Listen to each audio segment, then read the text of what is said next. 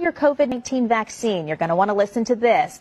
The Red Cross says anyone who has received their COVID-19 vaccine cannot donate convalescent plasma to help other COVID-19 patients in hospitals. That plasma is made up of antibodies from people who have recovered from the virus, but the vaccine wipes out those antibodies, making the convalescent plasma ineffective in treating other COVID-19 patients.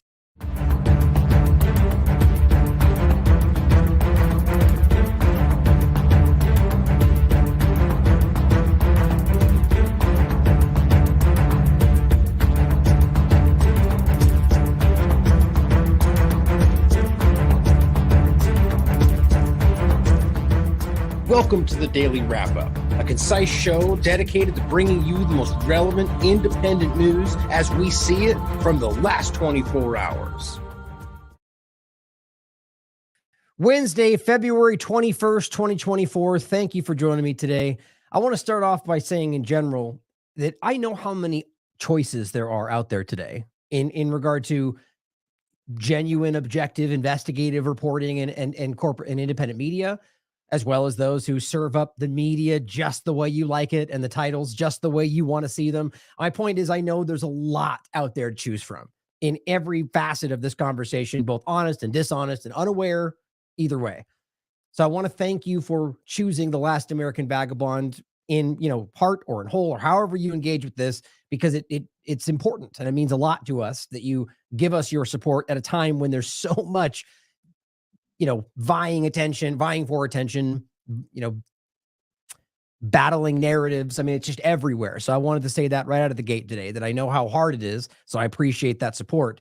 We have a bunch of important follow-ups today that are, they've been important since the very beginning. And I think it's frustrating how these things, as always, you hear from me, are so important, whatever the topic may be. And yet, because of the very controlled flow of information, these things, regardless of whether it's somebody in I don't even know how to gauge where I'm at in like the hierarchy of how successful we are because of how much suppression. For all we know, we are reaching everyone in the world and we just don't get that to be shown to us. But my point is, at somewhere I perceive TLAV to be sort of in the middle, that we have some influence. People listen to what we're saying. We reach people. And yet you can have a conversation that is profound, breaking something that no one else is talking about, and it just won't pass a certain level. Everybody in this field that's, in my opinion, honestly engaging will have the same opinions. And I've talked about this with so many people. And it's not about, you should be, like we're being suppressed. That's not even the point I'm making. It's about how the controlled flow of information dictates what people who actually want to see this kind of stuff will end up seeing. Even if you're watching our shows, people have lives. They're busy. They don't catch every piece. And especially when you have 4-hour shows, it makes it a little bit more difficult as well. But the point is that it ends up being partial information. And a lot of these people thrive on that. And I think the point is that when there's moments, whether it's about COVID-19 or foreign policy, where suddenly these conversations become seen. And I think it's a combination of things. My opinion would be that it's either because it's getting enough attention to where the effort of, if it's coming from a dishonest place, of the social engineers is trying to get ahead of that narrative, try to derail it, to make you think that it's a partisan narrative or it's fake news or a lot of this stuff, like happened with Lahaina, for example. The conversation we were having right out of the gate, Shelby and I had her on more than once, right in the beginning, was that there were suspicions around a lot of this stuff. And I not that we just immediately jumped like a lot of people did to it must be this because this is what I think. And here's what the video I saw that turns out to be from Chile, whatever it is, was that it could be. And the realistic conversation around what these energy weapons were and how they've been made, and that it's a real concept. And I stumbled across the reality that there was a directed energy weapon directorate in Maui, which I was the first person to break that part of the story, but it didn't really go anywhere until larger parts pointed it out. But it then got co-opted as proof that it was this, and then people dismiss it.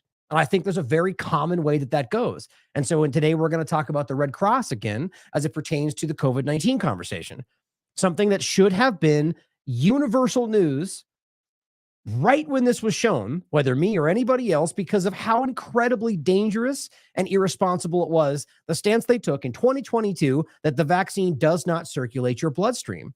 You may have argued then that, well, we disagree. It's still being fleshed out. Not anymore. We are way past that conversation. there's not even people in the scientific community, as far as I can tell, that are genuinely still trying to argue that it stays in your shoulder muscle. That has been roundly shown from every level, peer-reviewed science, and every other angle to be false. Yet today, the Red Cross is still standing by that statement. I don't care whether you're talking about spike proteins, mRNA, or just literally anything else that has any kind of side effect or you need to know about that. And it should be your choice. Now, we've seen a lot of this conversation about people having terribly sad stories about infants who need some kind of blood transfusion, and they refuse to let them use their family's blood because they want to, because their family's unvaccinated, even though it's a perfect match. Historically, that used to be the best case scenario. Do you have a family member with the same blood? That's the first way they went. Now, yet post-COVID-19 mania and all these nurses and doctors and people that were all drunk on their power, because remember, all the honest people got fired, and you were left with all these people that were either too stupid to know they were wrong or just didn't care, and they were so drunk on their power, they literally said, no, you can't use your family member. We're going to make you use the blood bank. And then in 2 separate cases, the child died within weeks, months after that. Of course, they have their narrative around how it's not connected. But it's just unbelievable knowing that there is a side effect, or can be and is possible to have side effects. And I think the evidence we've shown and we will go over today is wildly obvious.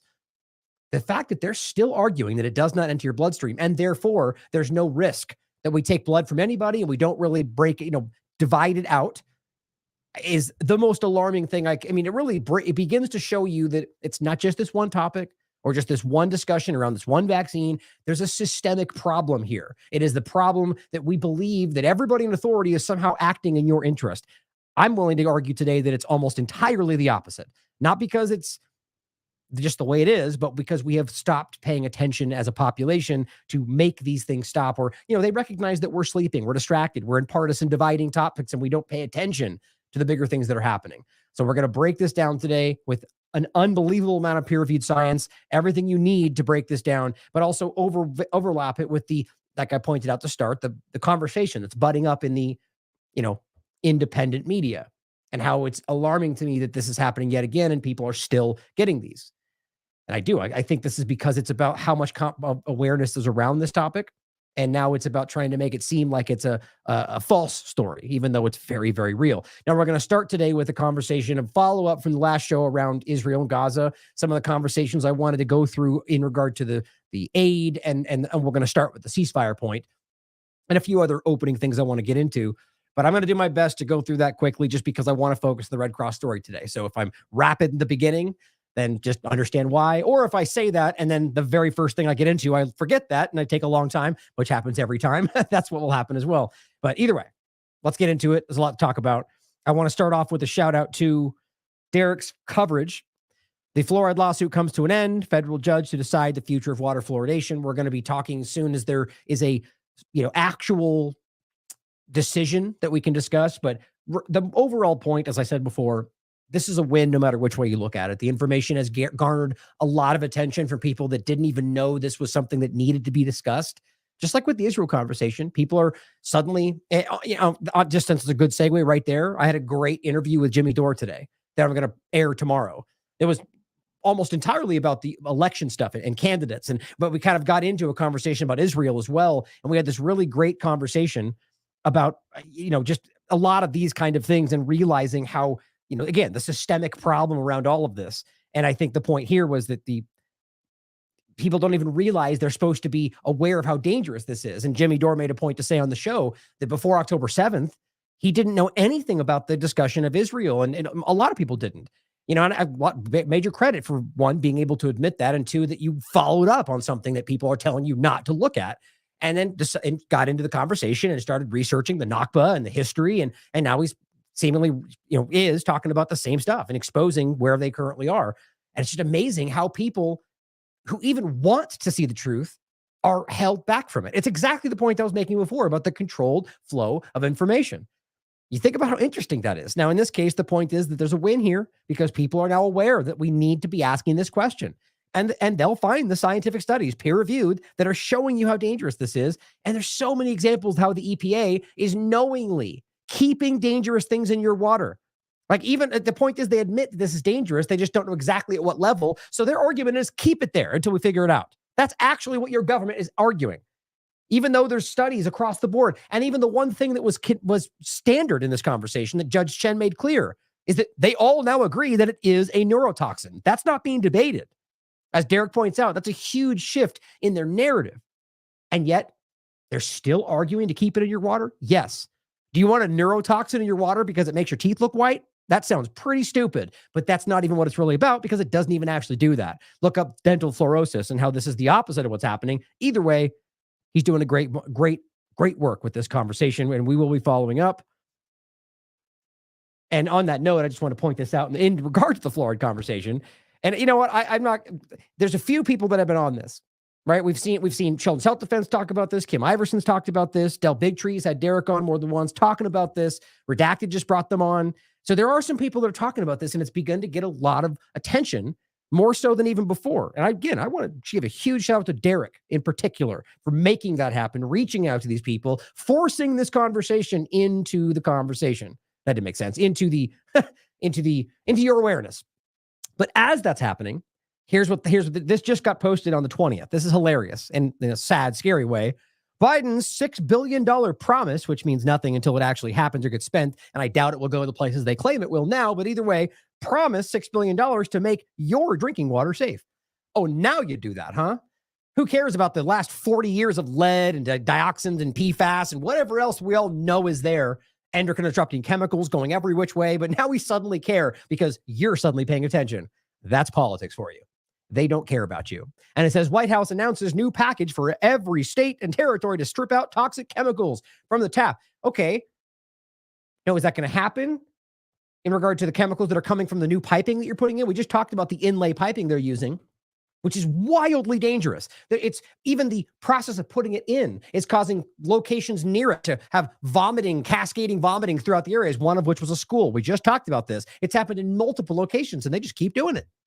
And then you're talking about something that is dangerous, that is being put in there because it's cheaper than what they should be doing, that is ultimately leaching dangerous things into your water because it's a little bit better than the dangerous lead that's been there the whole time. Or so we know now. I'm sure we'll find out in about 30 seconds that it's actually worse because we now know something new or something that they knew and didn't tell you. Either way, the point is I don't believe that this is even genuine because there's so many things that they're currently doing that have nothing to do with what they claim they're going to take out of the tap water. They're not going to stop their industrial processes or what are causing dioxins. They're probably going to add some new process under the guise of climate change to filter it for you, which adds something into it to stop it. Of course, a company that makes a chemical we can put in the water. Mark my words. I bet you that's where it goes. Either way, oh, here's the link, by the way. Either way, as I said, how insulting as they're currently fighting to keep a dangerous neurotoxin in your water. You need any more reason to believe that that's to see how false that is? Now, on that note, I want to shout out to Derek, his work, Taylor and her work, and Redacted for having them on. As I wrote today, and Derek shared this out, 2 investigative journalists from The Last American Vagabond will be joining Redacted today. It already aired. Derek to discuss the fluoride lawsuit, and Taylor Hudak to discuss her coverage ongoing of Julian Assange. Now, we were going to be talking about that today, her and I was going to have her on for an interview to kind of catch us up on that. Ultimately, the timing didn't work out.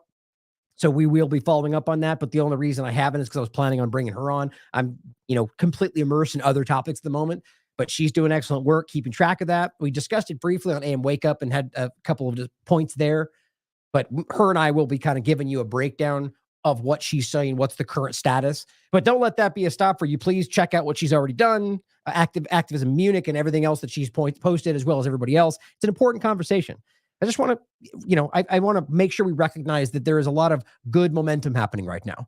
And again, there's plenty of people are suspicious and skeptical of a lot of different platforms that are Redacted in particular. But the point is the reach that we can get out through these topics or through these groups. And I think it's important either way. And as I always said, as we question everything while considering all possibilities, the point is about the source material, right? If Derek can go out there and place this conversation in front of people and say, here's where you can find the source material, TLAV, conscious resistance, that's good no matter where it happens, in my opinion. That's not even to say that I think that necessarily. I'm just pointing out that when we're skeptical, sometimes it can stop us from recognizing where we can gain a benefit in the reaching of the content, right? But I'll also be quite frank and say if certain people out there, I'm not going to mention names, invited me on, I would absolutely say no. And there's been one of them already, somebody that I talk about and have in the past that really wanted me on about a certain topic, and absolutely not, just because I don't feel like they're honest people. But you guys can guess at that. Now, Caitlin Johnstone made a great point that I want to make sure you hear on this. Just thinking about the it's overlap of Julian Assange and Israel. And she said, keep in mind when you read that the U.S. is attempting to jail a journalist for exposing war crimes, in quotes, that because of Gaza, you actually now know what war crimes look like in real life.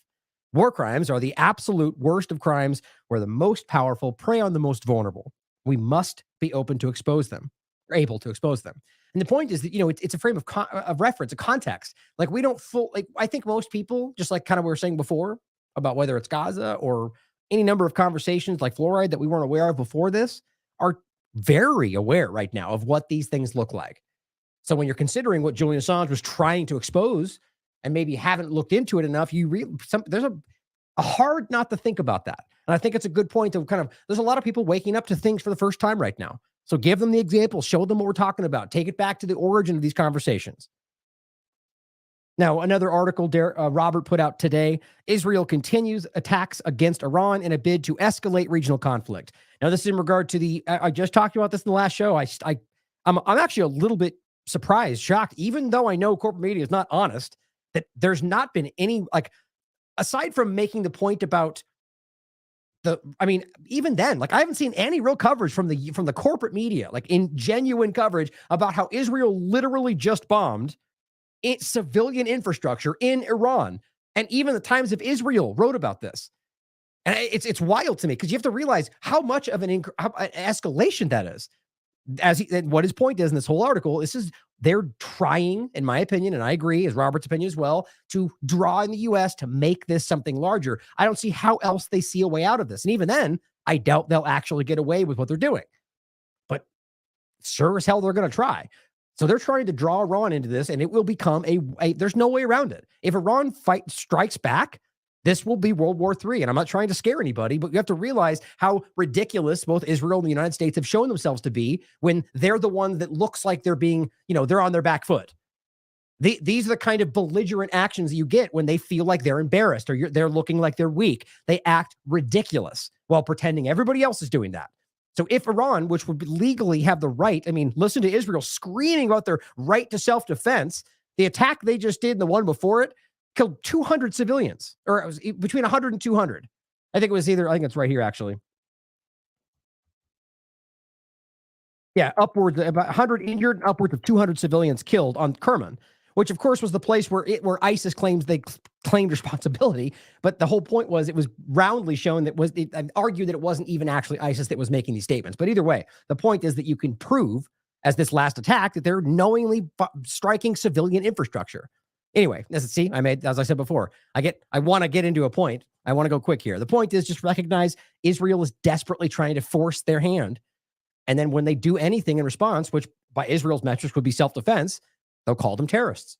Which, interesting on that same note, they've been calling Iran, all of it, everybody, terrorists for as long as you can look back. They're all of their military, pretty much in a general sense, calling them terrorists, right? So by that logic, even if they're only talking about the government, doesn't that by the logic of what they're claiming about Gaza, doesn't that mean they can just bomb all of Iran and say, well, we're going after the terrorists. The civilians are just in the way. They're all civilian. They're all human shields. You see how ridiculous the logic gets when you really break it down? Well, not even really have to do that.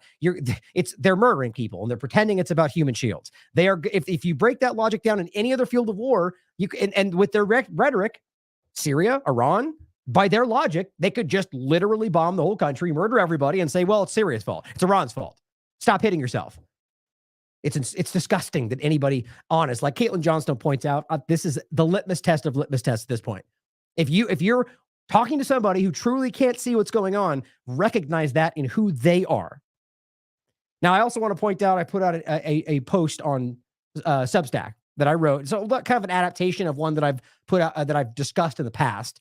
But I wanted to put this out just because it's an important conversation. It's an interesting time. I've just felt the need for some reason because there's so many other big topics going around, but it's just worth your time. Actually, Jimmy was telling me he was just reading it, but it's the cannabis deception, how your government stole your future. Now, it's a really fascinating conversation, and it's all based on peer-reviewed science. It's not new. It's not even debatable, despite even people in the comments acting like, cannabis hurts everybody. There's no benefits, and there's all these side effects. I mean, none of that's true. I've gone over this for so long. I would debate anybody on this topic because it's so ridiculously obvious. The bottom line is that there are receptors in your body that are designed for cannabinoids. You have a cannabinoid system in your body, or an endocannabinoid system. And the point is that you don't have a system or receptors for everything you can put in your body. You just don't, right? So the point is that your body was quite literally designed to work with this, even thrive with this. And it doesn't mean smoking weed is the way people have to look at that. It's ingesting THC and CBD specifically together. That is the entourage effect. It's wildly beneficial for your body, all sorts of immune system benefits and also everything. So it's crazy to me as I'm writing about this. It's understanding, getting away from the smoking perception, just make it into a blend it into a shake. The point is that without even the cytotoxic aspects of this, cannabis has been shown to be designed to thrive with your body, and it's been removed from your ability, most people's understanding. And my point is simply, and then the breast milk aspect, that women breastfeeding, whether or not they've ever consumed any cannabis product, produce cannabinoids in their breast milk, which is what initiates the suckling process of the baby, which makes them want to come back. It's fundamental to human development. I just think it's very interesting to understand what we are lacking when people remove this from your existence. I'm not even talking about smoking. I'm talking about this medicinal, everything about it. Anyway, I'm going to be writing more about it just because I'm very passionate about this topic. But I wanted to let you know that I am start writing more independently for our Substack, and it won't be on TLAV. So make sure you support us there and everywhere else. Now, I also had a great interview with Jay Couey, PhD. Really, really, really good interview. I'm definitely going to have him back on soon. I just find him to be very fascinating, a very intelligent person, and nuanced, right? When you speak to somebody currently in the way that politics and everything are today, you, at least in my impression or my opinion, I very quickly recognize when I sense that somebody is willing to be open-minded, willing to consider other people's opinions, not being driven by partisan conversations. And he embodies all of those things. And I just think he's somebody, whether or not we agree on everything, that you should listen to, consider his opinions. Because he argues that one of the important things, which is positive, really, gave me a sense of relief, that my theories about, which is all I've ever presented them as, theories about where we may be with nanotechnology, what may be going on with the self-assembling conversation. He argues that these are real things, but they're just not capable of doing what they claim they are. So it's really about hyping these things. But I don't know. I'm still on the fence. But he's an expert. I'd listen to him before you listen to me on that topic. But important. Make sure you check him out. Two last things I thought were just interesting. Glenn Greenwald points out, off the Atlantic that posted this article. Seriously, this is what it says. The American journalism headed toward an extinction level event. Yeah, I'm sure corporate journalism is freaking out about that, which is an indication of how much independent media is truly controlling the conversation, which is, by the way, why you've got so many manipulative, dishonest, not independent people pretending to be that, because they've recognized a decade ago, I think, that they were already losing control. That's what I think. And it's been an effort for a very long time to co-opt the YouTube and concepts of the world. Right when 30 seconds ago, they were laughing about how it's a dumb platform. And then all of a sudden they all have their accounts and they're all thriving there. It's hilarious. But Glenn writes, no, American journalism, in quotes, is not headed for an extinction level event. Corporate journalism is, and deservingly so, including the Atlantic. Not even Steve Jobs' inherited fortune can save them. I agree. I mean, right now, almost all of them are completely subsidized, I think. And I can prove it in many cases. Independent journalism is thriving.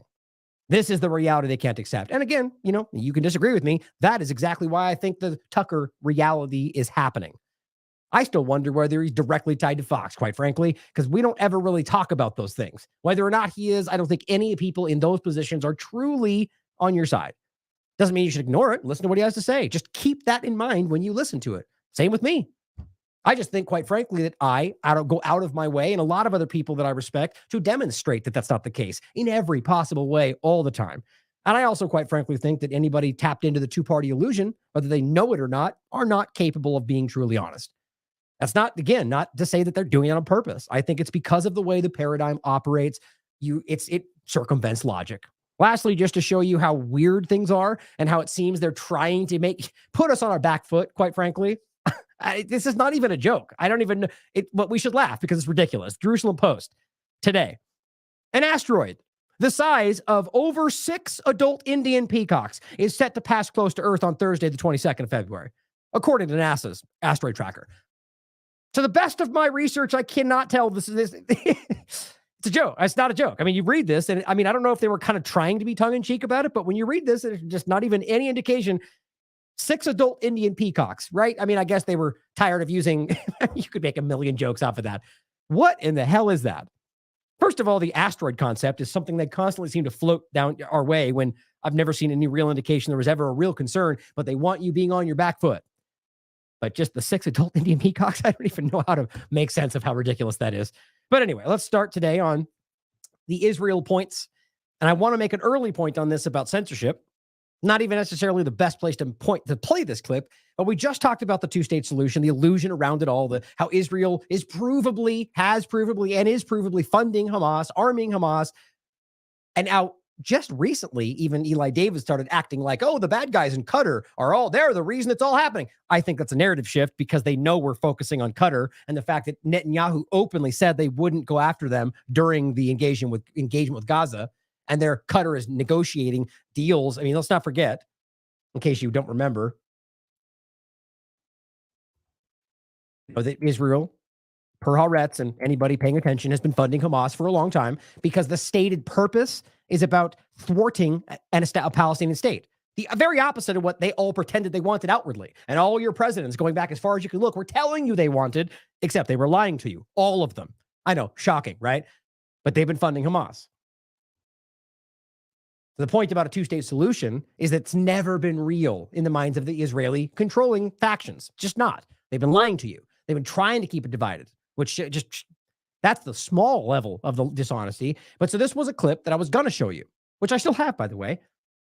It was about somebody speaking on the record back in the 90s in regard to how Netanyahu, and I've already gone over this in a past show, was responsible for why a previous prime minister was assassinated because of a rally they held showing him in Nazi uniforms, saying he was against the Jewish people and blah. But why? Because he supported the two-state solution. He was very rapidly killed after that. And the wife is speaking on the record saying that she knows Netanyahu was the reason that happened. And I already talked about this. Now, that was going to be a part of a larger segment. Just today, I wanted to point this out. That post is now showing as unavailable, right? There's no link you can check out. So what is that? You think it's gone, censored, right? The account must have been deleted, whatever. It's not. And I'll show you an example of this as we go through the show. I think there's 4 I'm going to show you today. What this is an example of how Twitter is, of its own accord, not just like censoring. I mean, it's straight up censorship of these posts because it's still there. Technically, if you go directly to their account, you can still see it. And if it's a tagged, quote, retweeted, quoted concept, you'll have the link you can click on and then it will show up. But right now, it's just not there. But I have it on the way back machine. And if you go to try to download the link from that link, it's still there. So which means it's actually still public. So let's play it real quick, just so you can see this. But the whole point in showing you this is that Twitter is actively in not just deleting things that they claim violate their terms of service, but very dishonest and surreptitiously just quietly putting things into corners that have nothing. This doesn't violate anything. This is a historical, this is from Frontline News. This is corporate media. And Twitter doesn't want you to see it. Just recognize how wildly dishonest that is, which most of you won't be surprised about. Has taken yet another world leader away from us. It was just after the biggest peace rally in Tel Aviv. Rabin's widow blamed Netanyahu for contributing to her husband's death. The assassination of Yitzhak Rabin has also produced shock in the Palestinian community. And said so on worldwide television. Your husband pointed the finger at Mr. Netanyahu and said, you must stop this incitement. Yeah. To what extent do you blame Mr. Netanyahu and the Likud for what has happened? I do blame them. In a rally in Kikar Zion in Jerusalem that showed him in the uniform of a Nazi. So Mr. Bibi Netanyahu, now he can say from here to eternity that he didn't support it and didn't agree with it, but he was there. Which is what he says. He lies. He blatantly lies about not being a part of it. He was. You can see him. There's pictures of it, right? So the point is, in today's point, not, well, the two-state solution is an obviously important point, but why that's gone. Explain that to me. Because it's getting reached. People are sharing it. That's why. Here's the Wayback Machine. It said, I'll never forget this from 1995. The Israelis never wanted peace with the Palestinians, and now they say there's a ceasefire before October 7th. It's a lie, right? They're lying. And anybody honest and with the smallest amount of brain cells and due diligence can see that, which, again, quite frankly, I think this is a very, very, very small percentage of blind supporters of Israel, maniacal Zionists, and people that might just be too stupid to know better, who are screaming about the talking points. And everybody else and the politicians that are either compromised by Israel or willing to go along with it for their own benefit, everybody else, including international organizations, including human rights groups, including most populations, are very aware of what's going on. I've really never seen this like this in my life or my career in doing this. It's crazy to me, but it's important. I think it's a good thing. But my point is they're screaming narratives and just forcing things in. They've got a lot of Twitter support, clearly. And I think that's part of the manipulation because they're desperate, trying to hide things like this. And they don't want peace. They never have. And it's been very clear. I'm talking about the Zionist government. Plenty of people in Israel, even people in the IDF, have at least stated that they do. But it says, if a Zionist wants to debate, send them this. So it's gone. Oh, here, let me include that in case you want to see that same old tweet. Now, again, we're going to go through and show you probably at least 4 more examples of exactly that. So just keep this in mind when we come back to that to show you how much is being suppressed. Everywhere. Now, the point of the ceasefire, this is important to understand. The United Nations shared this. The U.S. vetoed an Algerian-led draft that would have demanded an immediate humanitarian ceasefire that must be respected by all parties. Now, isn't that exactly what all the people screaming, saying that they actually, like all the people saying that Hamas keeps refusing an exchange? Well, then the one I just showed you, they're pointing at another tweet that said, well, like that they denied a ceasefire. And they said, isn't that exactly what Israel keeps saying they want? Like there's this weird schism in this conversation where they're listening to what they say. This is what I keep showing you. And then they repeat that, even though the reality is provably the opposite. Israel has said, not publicly to people like that, but in Reuters and other ones, that they will not agree to anything that gives them a ceasefire, that gives them any kind of relief. So that ultimately means they will never do this because the only thing they call for is Hamas to unilaterally surrender and give up the hostage. That's it. Anything else that we're not going to agree to. And then they offer something that they will never agree to, and they go, see, they don't want it. Even though Hamas has repeatedly, since week 1, according to all the corporate outlets I can show you, offered a full exchange with a ceasefire with humanitarian aid. My point would be simply that Israel knows as well as anybody that they could agree to all that, get all their hostage back, and then 2 days later, go right back to bombing Gaza. They know that.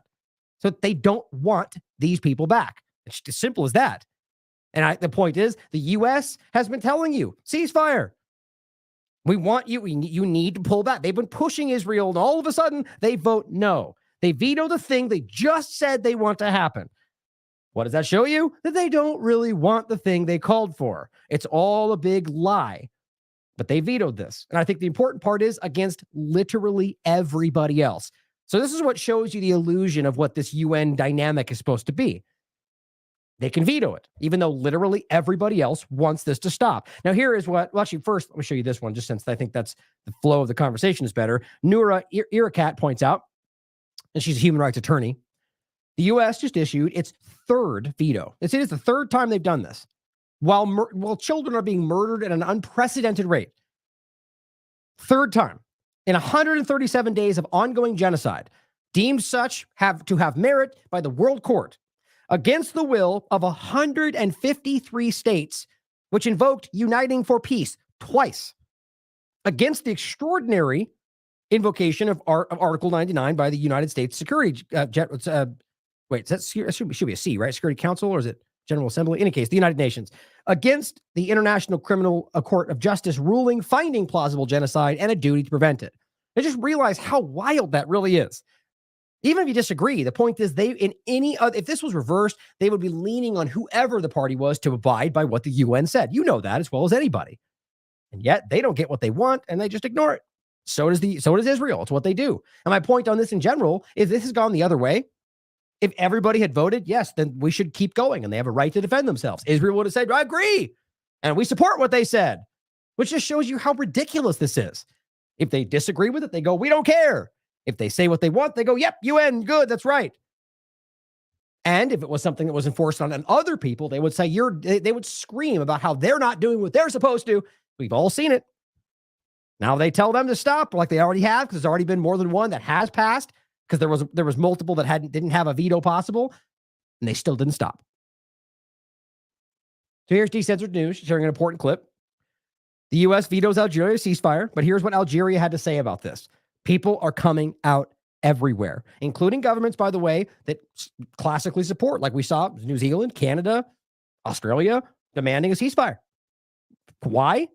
Because they're cowards, because they recognize they're losing support like nothing before they've ever seen. So they walk back. You don't wait 4 months during a genocide if you really care about the people, do you? Resolution underscores key elements, including 1. A humanitarian ceasefire. 2nd, unhindered aid delivery to all parts of the Gaza Strip. 3rd, rejection of forced displacement of Palestinians. 4, compliance with provisional measures ordered by the International Court of Justice. I argue it's stopping the forced displacement. That's the sticky issue, I bet, more than anything. They're desperate to try to move these people out. And I mean, literally everything is telling you that. There are conferences about it. There are settlers telling you they're going to do it. Their blueprint mapped out discussions of the settlements they're going to build, the push of all of the propagandists to get Egypt to take them. I mean, literally everything is showing you that. And yet they act like we're liars. I mean, it is, again, one of the most wild things I've ever seen about how clear this is and how obviously they've lost control. I mean, we have to take that positive. Take that win. They are so obviously not controlling this. And I don't mean in the sense of like the larger point about controlling what can truly reach what I would argue like the normie audience that doesn't see a lot of this. That is clearly people are tapped into their control structure. But I mean the fact that people just are aware of this one topic. It is so obvious. And at some level, your politicians are slowly starting to acknowledge that they know they're lying. That's why they're shifting. But nonetheless. 5th and last, the imperative for all parties to respect their obligations under international humanitarian law. Today, every Palestinian is a target for death, extermination, and genocide. Which is going to outrage people that are going to make this about, you're not allowed to say exterminate. That's going to be some anti-Semitic backward trope or something, because nobody's allowed to be a victim other than the Zionist mentality, right? Framing the Jewish people as the only thing they're talking about. That's the reality. Even though it's obvious they're being exterminated, right? These words have meaning. Holocaust, concentration camp, they're not unique to Germany and Nazi Germany. They have meanings. There are definitions to these words. Now you can listen to the rest of it. That was the main point. And in fact, this is a vote in favor of this draft resolution as a support to the Palestinians' right to life. Now, don't forget, and this is the point I was just making before, they're already violating, I can't even keep track of how many UN resolutions even just since 1967, that they are violating, provably. And Saul points out, at the ICJ, Brazil, reminds the court that in 1967, the UN Security Council directed Israel to withdraw from the Palestinian territory that it had recently occupied. Now, recently is important because if you really understand it, they have always argued that all of this is occupation, all of it. But the 67 conversation was about trying to reach a two-state solution. So it was about giving up what they recently occupied, and that was largely even bigger than now West Bank Gaza conversation. The point is, it's always all been occupied, and even the UN has maintained that. Even people that are on my side of this, I guess you look at it that way in this conversation, don't even seem to realize that it is all entirely. But the point, nonetheless, is this is about saying that when they did that, and this is essentially with Israel's agreement, at least even though they weren't actually going to do it, to reach a two-state solution, and they never did, because there's always some argument about them doing this, and we realize. If you're literally funding the groups that you claim are the reason you have to stop, they launched a rocket at us or whatever else. And I'm not even specifically only talking about Hamas. That's the kind of actions they take. It's very surreptitious. That's Mossad for you. That is the Irgun Lehi action. These are what they have done and are still doing. That's the Zionist origins. My point would be that they didn't pull out because they never wanted to, and they've always blamed them since. So how can we go forward acting like they're going to engage with the next one, honestly. This is what people are finally beginning to recognize. Now, the U.S. has been openly pushing the UN to support a ceasefire, despite the fact that they just vetoed it for the third time, which is really stupid. Now, here is a clip, not just read you in general, saying in its argument at the ICJ, the U.S. said that the UN's highest court should not call on Israel to, quote, immediately and unconditionally withdraw from Palestinian territories, which, shockingly enough, is something that has begun to circulate in the conversation, like a legitimate acknowledgement that Israel's entire occupation is illegal. I still argue that a two-state solution, it makes more sense in every possible way, because there are people that have grown up in these areas that some of which don't support what's happening in Gaza, who've lived in Israel, that simply would just be hurt. The point is that displacement of people from their homes is not good no matter where it's happening. You see, unless we're talking about like military or even the illegal settlements and people that have come here directly knowing they're breaking the law. My point is, you get born over there. It's important to understand that and this again is why the two-state solution agreement was made, even by Palestinians. It was about trying to resolve this, right? If you end up going only one direction, it's only going to maintain the divide and the battle going forward, even though it probably will to some degree, no matter what. But my point is that immediate and unconditional withdrawal is an interesting. I never thought that would be on the table in the conversation. It says the U.S.'s argument against the idea that the court should declare Israel's occupation illegal. Now, I disagree with that. I think you have to. They don't need to do that. The UN has already maintained this if you go back to the very beginning. And in general, still maintains that about specifically Gaza and West Bank discussions. But I think we need to make sure it's declared illegal, but then we need to find a solution that's not just everybody, because you have to what's going to happen to all the people in Israel? They're going to end up having to go somewhere else, which is the same problem in reverse. And trust me, if we're talking about legalities and just what's morally right, the Palestinians deserve their territory back. They've been occupied and under a brutal apartheid occupation for 75 years. There's no question. But that's the responsibility and the fault of the Israeli government.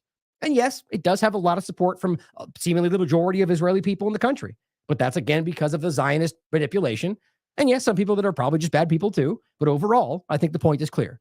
That's why I think that's always made more. Even the one-state conversation doesn't make sense to me, because that's never going to work with a group that wants to kill all these people. I think that's pretty obvious. Now, that's what Israel would say about the Palestinians, but I think it's becoming very clear to most people that it's predominantly in the other direction. But here, and to that very point, Megatron shared this, is what they're doing with that mindset.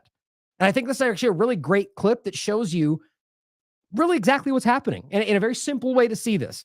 This is remember their arguments. Pinpoint targeting Hamas, which, by the way, I'll go over this probably in another show.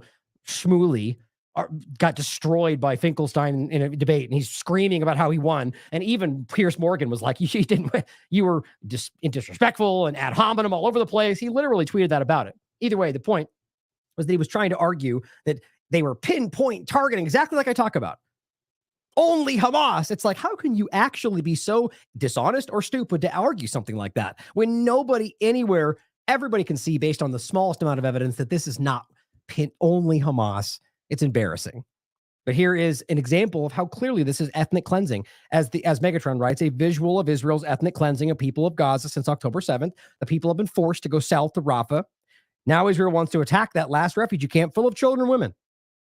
The only goal is to drive 2.5 million people into Egypt. I completely agree with that. Or kill them in the process, whatever works best for them.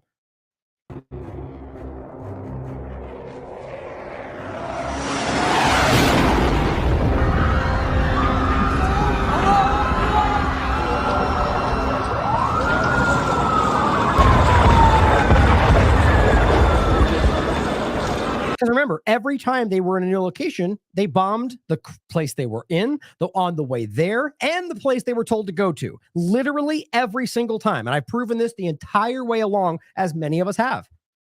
And now it's happening again. They're bombing Khan Yunis, they're bombing Rafah, they're bombing the way in between, they're bombing the crowd, everything. And your government, your media, they know this. Think about Bruno. Think about your grandma. All right. Your infant niece, your daughter. They're all running and screaming on the street. Think about what that's like.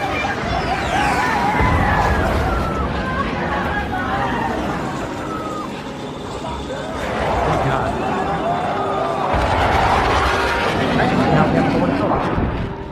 Because if they go back, they're shooting them. And I've proven this as well. Up until very recently, if they go back north, they're being shot.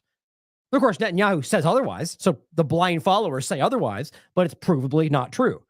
I mean, you got IDF members out there making videos about how they're exploding houses for fun, killing people in the street, shooting them in the knees to make sure it suffers more because it makes a better video. All this stuff has been provably shown. They're posting it on their own in social media, for crying out loud. That's the reality. Now here, by the way, as we're talking about this, ethnic cleansing, murder, here is quite literally what this is Congressman Andy Ogles said on the record. And there's just no way of misunderstanding this. He literally said in response, I think we should kill them all if that makes you feel any better. That's what he said in regard to questions about how you're killing children in Gaza. This is the mindset of these belligerent maniac politicians who I guess think that, think about being right now with the way the world is.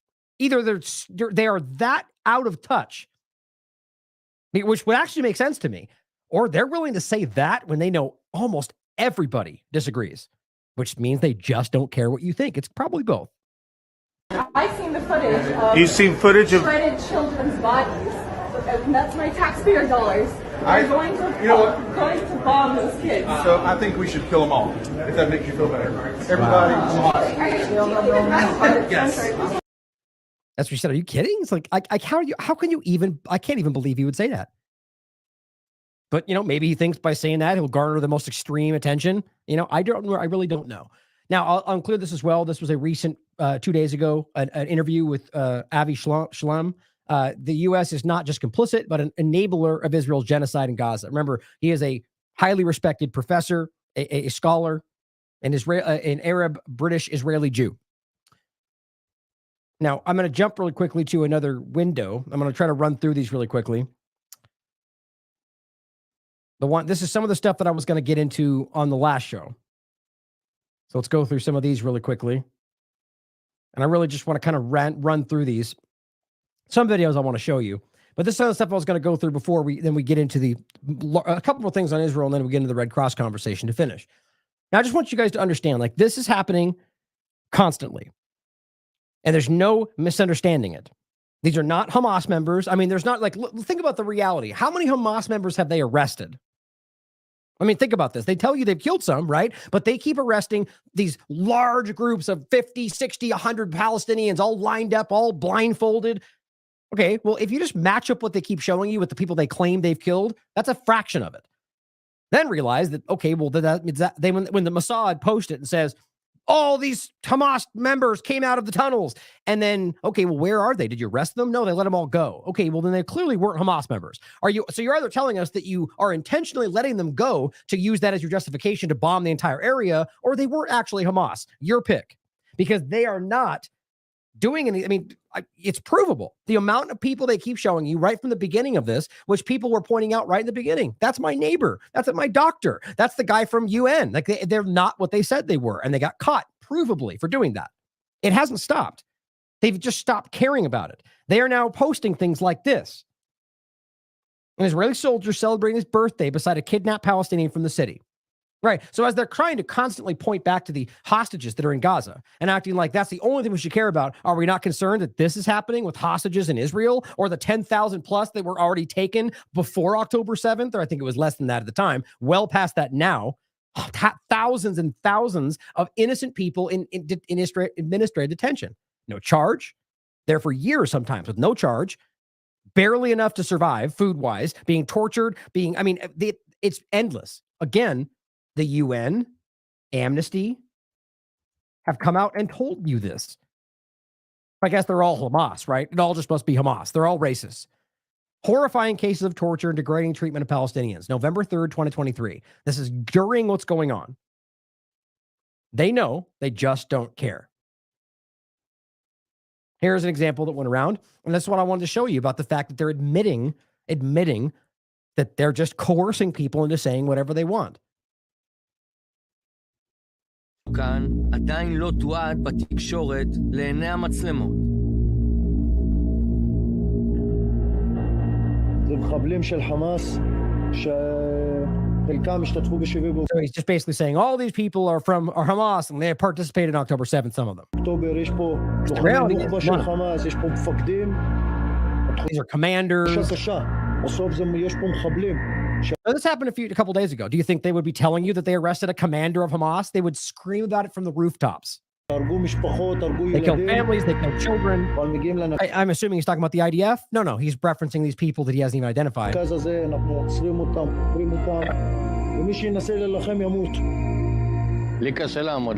It's hard for me to stand next to him, he says. It's hard for all of us. But we are fighters, not mercenaries. Like, this is such a ridiculous effort. Like, I mean, again, people have begun to point this out. Like, I'm beginning to wonder, how they were ever able to convince anybody of this is pathetic. The kind of stuff they put out it's like watching a B movie or some crappy sitcom. Like, it's really bad acting. It doesn't even add up. Like, it doesn't feel right. Like, well, that doesn't make sense. That's not what a normal person would do in a normal circumstance, but they just don't care. Like that. Why would you filming them doing that back and forth? It's so wildly not genuine. They want you to think, well, we're not mercenaries, Bob. We don't just kill people. Did you get that? Okay. Yeah. Okay. Now go kill those children. The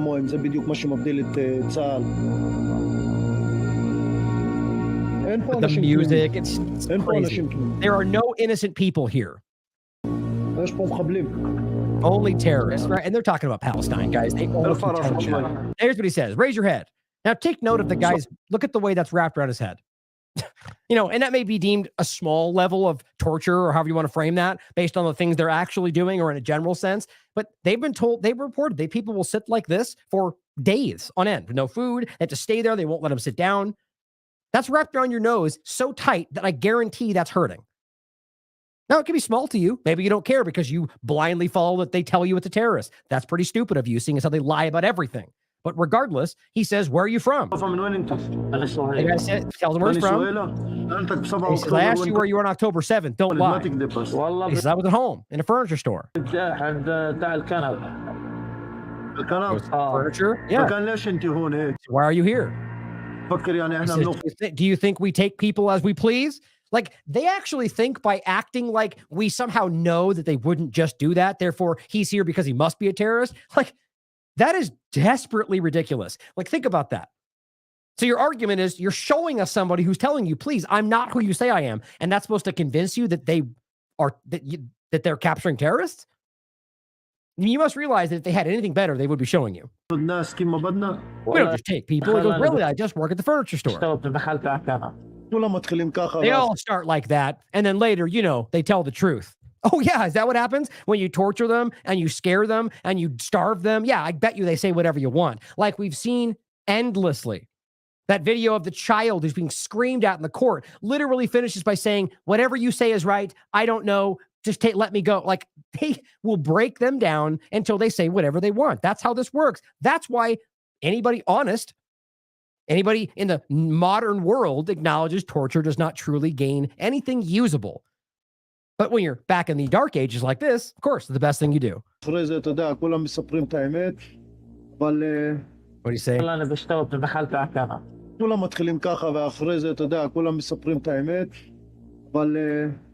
He says, but this is a terrorist from Hamas.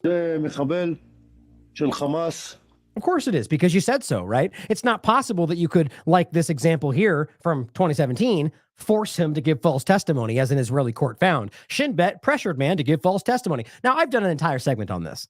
I'm trying to do my best not to constantly have to rehash everything just because they lie about it again, but it's endless. I mean, endless as any of these topics, right? The topic about human shields, the neighbor procedure, which is an open secret, or the open secret of Israeli government entities taking organs from dead Palestinians. It's an open secret. I mean, the United Nations has talked about it, but it must be fake news. Or the idea of every other thing they seemingly call blood libel today. I keep pointing this stuff out. It's incredible to me how much people will blindly follow. For example, just talked about this. I didn't even know about this until Elon Levy decided to call this blood libel. So that's about as crazy as Jews poisoning the wells. Well, you're right, because it was Zionists, but the point is nonetheless, this is exactly what happened. Here's Haaretz breaking it down, telling you that it says, quote, place the material in the wells. Documents, military documents from Israeli government point to Israeli army's 1948 biological warfare. Jewish troops sent to poison Arab villages. And there's even an example of Gideon Levy talking about a Kurd example, dumping cement or putting dead animals in their wells to stop the. I mean, and yet here he is going, blah, Bible, it's bad as that's as bad as this completely true story that I'll make you think is fake. It's amazing to me. And this is my point about this kind of manipulation. So here's what they want you to think is justified. If it was China and Uyghurs, they would scream war crimes, right? Here's another example. Arna Bertrand says this is beyond disgusting and a blatantly obvious violation of the Geneva Conventions, just like the one I just showed you, and the treatment of prisoners. And the worst is that they don't even hide it, right? They're praising this. This is on Channel 13. עתה אפשר לראות שמדובר במיטות קומותיים בלי מזרן ואין אסלה, רק בול פגיעה וחושך כמעט מוחלט לאורך היום. כולם אזוקים ברגליים כל הזמן, ואחד לשני. יש להם לחם וגבינה צהובה? לא. יש פה לחם, עגבנייה וגבינה. זהו. וככה צריך להיות אסיר נורמה. בהתנהלות הזאת. ככה הוא צריך להיות. Okay, מה שהיה ב7 לאוקטובר לא יחזור. All right, so basically, this is how it should be because of October 7th. I mean, they're just proudly going, we treat them, I mean, guys, this constitutes torture. Ask any UN rapporteur on torture. I mean, right now, they'll prove to you that even what they're doing to Julian Assange is torture. Nobody cares. At least not the people who are supposed to. Now, as Syrian Girl points out, here's examples of even children. Right? I mean, it's not new. That's the point. This has been going on a very long time. Khaleesi points out a clip. I think this is from Crystal Ball, showing you that this, and again, what people like Dan Cohen have been screaming for people to pay attention to, that they have these Telegram groups, their social media platforms where they just openly post this stuff, praising the torture of Palestinians. But we're supposed to pretend it's a fake story? Israeli military admits it posted videos showing the murder and torture of Palestinian families. But Biden and everybody else will tell you you're lying to yourself or something. Just deny the reality. That they have been running a propaganda channel on Telegram aimed at Israeli citizens that featured snuff films of Palestinians being murdered, dehumanized as insects and vermin, their bodies desecrated, and the destruction of Gaza glorified. Here are the details. The channel, named 72 Virgins Uncensored, celebrated everything from a Palestinian being repeatedly run over to a mother grieving over her son. Quote, reversing an earlier denial, Israeli military officials have admitted that the Telegram channel 72 Virgins Uncensored was operated by members of a department of the Israeli Defense Forces Operations Directorate. Haaretz also documented some of the genocidal language, gore, and war crimes that were celebrated on this channel. Quote, an October 11th post read, burning their mother, you won't believe the video we got. You can hear their bones crunch. We'll post it right away. Get ready. I mean, just sit with that for a second. Not only is this real, it's being covered by corporate media, by Haaretz, even Israeli media, and even the military was forced to admit that it was real. We're talking about a combination of IDF members, illegal settlers, who are proudly and laughingly showing some of the most horrific things you could possibly imagine. Just let that sink in, and then let's go forward pretending like this is not being this is a thriving thing happening throughout the Zionist, like the people that are willing to hurt anybody for their agenda in a sense out of pure hatred. That's not all Israelis. That's not all Jews. That's not even all IDF members. But it is predominantly this maniacal Zionist agenda that has gone back to the origin of Israel. You just can't pretend this is not happening. Photos of Palestinian men captured by the IDF in the Strip and the bodies of what they describe as terrorists were captioned, exterminating the roaches, exterminating the Hamas rats, share this beauty. Far from being... And if you try to overlap that with the most obvious example in history, the Holocaust, the Nazis, you somehow get called an anti-Semite. These are Israelis who are literally using the same language, the same actions, this everything. And of course, then you could obviously point to the easy and direct connection between Zionism and Nazism, but that's not even the point. It's about the fact that you're not, because of that momentum, because of that agenda and the controlling narrative, to simply point out the obvious, you get called a racist. And that used to scare a lot of people away, and it still does today. And you know what? It may even be the coincidental truth. Maybe that person is, but it's not, they're not mutually, or bottom line is you can point these things out, because they're obvious and not be someone who hates Jews. It's about as obvious as anything I've ever seen. But that's the best they've got at this point. That's why all of a sudden the United Nations is they hate Jews and they're racist. Amnesty International, they hate Jews, they're racist. Even Haaretz, they've started saying, is an anti-Semite platform. Think about how stupid that is. Ashamed of their war crimes, the IDF and the Israeli government want Jewish Israelis to know just how brutal they are actually being, how complete the destruction and annihilation and suffering.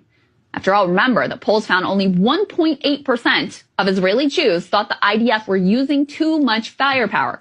Nearly 60% thought they were not using enough. Right? And we've talked about that. I think it's an indication of how influential the Zionist manipulation has been, but it is not the entirety. And even then, I would argue, I don't know how much we can trust that poll, because that's something I think that, bottom line, we know there are groups and large groups that operate within Israel and outside of Israel that are Jewish organizations and otherwise that actively tell you Zionism is a problem. So it's just important to never broad stroke in any conversation, because that's just ignorant. But I tell you, the two-party paradigm thrives on broad strokes. But here's something I just want you not to miss. This is horrifying. Again, to the same point about what they're capable of. Cuds News Network points this out. A horrifying video circulated by Israelis on social media. Now, heads up, this is a little bit graphic. It's not graphic in the sense of what people have been showing, but it's hard to watch. You'll see why. But just heads up, if you have children, make sure don't let them see this. Shows Israeli soldiers in the West Bank testing a new sniping weapon on a random civilian. This is actually what you're about to see. It shouldn't be surprising to you at all, seeing as how we played videos of them laughing about sniping children through the fence and go, oh my God, we got him, son of a whore. We've shown you that video from The Guardian more than once. This is IDF members sitting in their car planning to shoot this random guy to test out this new weapon where they can shoot people apparently from sitting in their without even getting out of the car.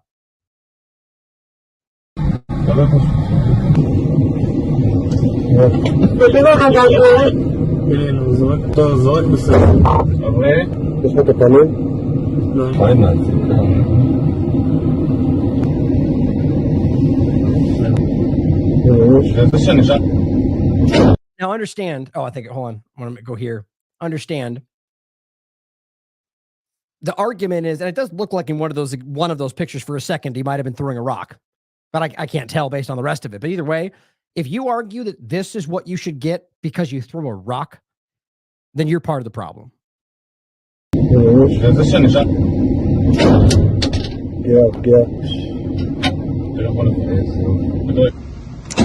at that. Two shots just to be safe.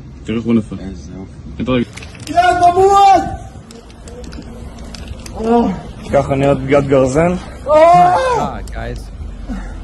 שבר את כל הרגל. הזמנת אמבולנס. ככה נראית פגיעת גרזן.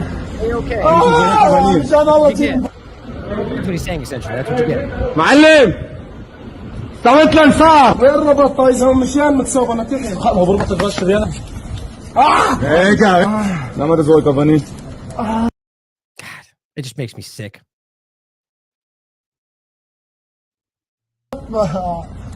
Get. خلاص. What in the hell is that? יש צלב תקט. איפה האמבולנס?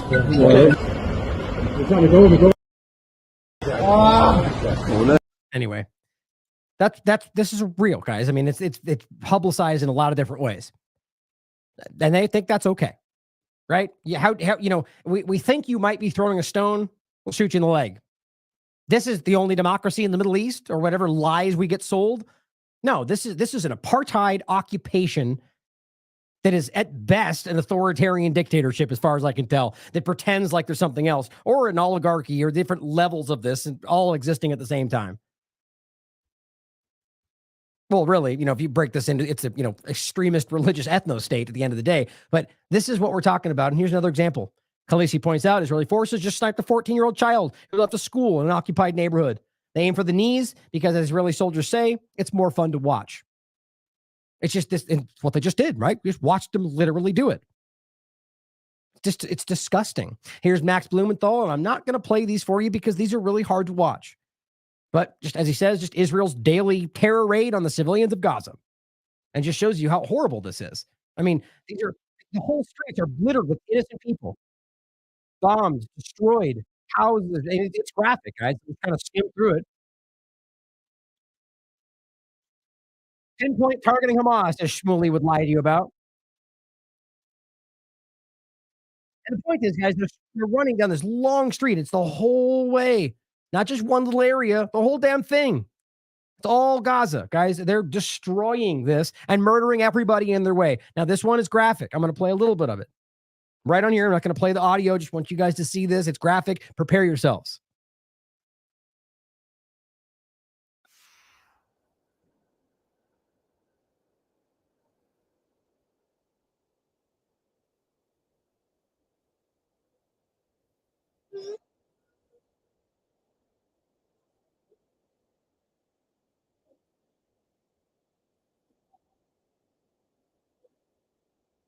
God, I can't take it anymore. That's just unbelievable. These are children. These are children being treated because they bombed a civilian location like everywhere else on the floor with no antiseptic because that's what Israel made sure was happening. That kid's going to lose his leg. They can't do anything. So he's going to get an amputated leg. He's got no anesthetic. They have nothing they can do. Makes me sick. And this is supposed to be defending yourself? As Owen Jones points out, media outlets and politicians are trying to demonize Palestinian solidarity by focusing on misconstrued chants and unrepresented extreme unrepresentative. Excuse me, I don't know why I struggled with that. Unrepresentative extremists. I think I thought it said something else. While ignoring genocidal rhetoric from Israeli ministers and officials on a daily basis. This is Owen Jones from The Guardian. He's the one that pointed out the lie about the entire Israeli propaganda video, where they did not see any proof of anything that they said was showing in that. And since I bring that up, I'll show you real quick. Somebody else tweeted this about his, and you can watch it for yourself, Dilly Hussein. But this is his video, 25 minutes, where he breaks it down. And it tells you there is no proof of beheaded babies, no proof of Hamas killing children, no proof of rape, no proof of beheading humans alive. None of these things in the videos, they tell you prove all of that. And he even checked with UK and US journalists who were there, and they agree. It just wasn't there. And yet you've got this endless procession of Israeli journalists going, that proves everything. We saw it all. I just can't unsee it. I watched it 7 more times. Well, that's pretty gross. We're hearing that a lot. So Owen Jones telling you that they're screaming about how dangerous and anti-Semitic, and they all want to kill all the Jews, except what they're pointing at is from the river to the sea, or Palestinian shit, any of the things they're saying, which do not mean what they're saying. I mean, it certainly could, but by and large, when you talk to these people, or the fact that you're talking about groups like Jewish Voice for Peace, who are screaming for the same thing, and you tell them they're racist against Jews, it doesn't make any sense. The point is, it's misrepresented, misconstrued manipulations of what they're actually saying. Meanwhile, to his point, here's what they're actually saying in Israel. Israel's heritage minister says nuking Gaza is one of the possibilities. Can go to Ireland or go to deserts, whichever they want. Anyone waving a Palestinian flag, quote, shouldn't continue living on the face of the earth. These people are something special, guys. And I'm talking about Zionist, or really anybody who has this kind of mentality. There's something specially sociopathic, psychopathic with people that have these mindsets. Literally, anybody who waved that flag shouldn't be living anymore. Why do we pretend like these people are somehow normal? This whole pretend illusion we have about modern society, and you get people like this that are going back to the dark ages with their rhetoric, with their mindset, with their racism. The same things they're pretending that we're all trying to fight. Rules-based international order, equity, equality. And then here they come. Here's what he says.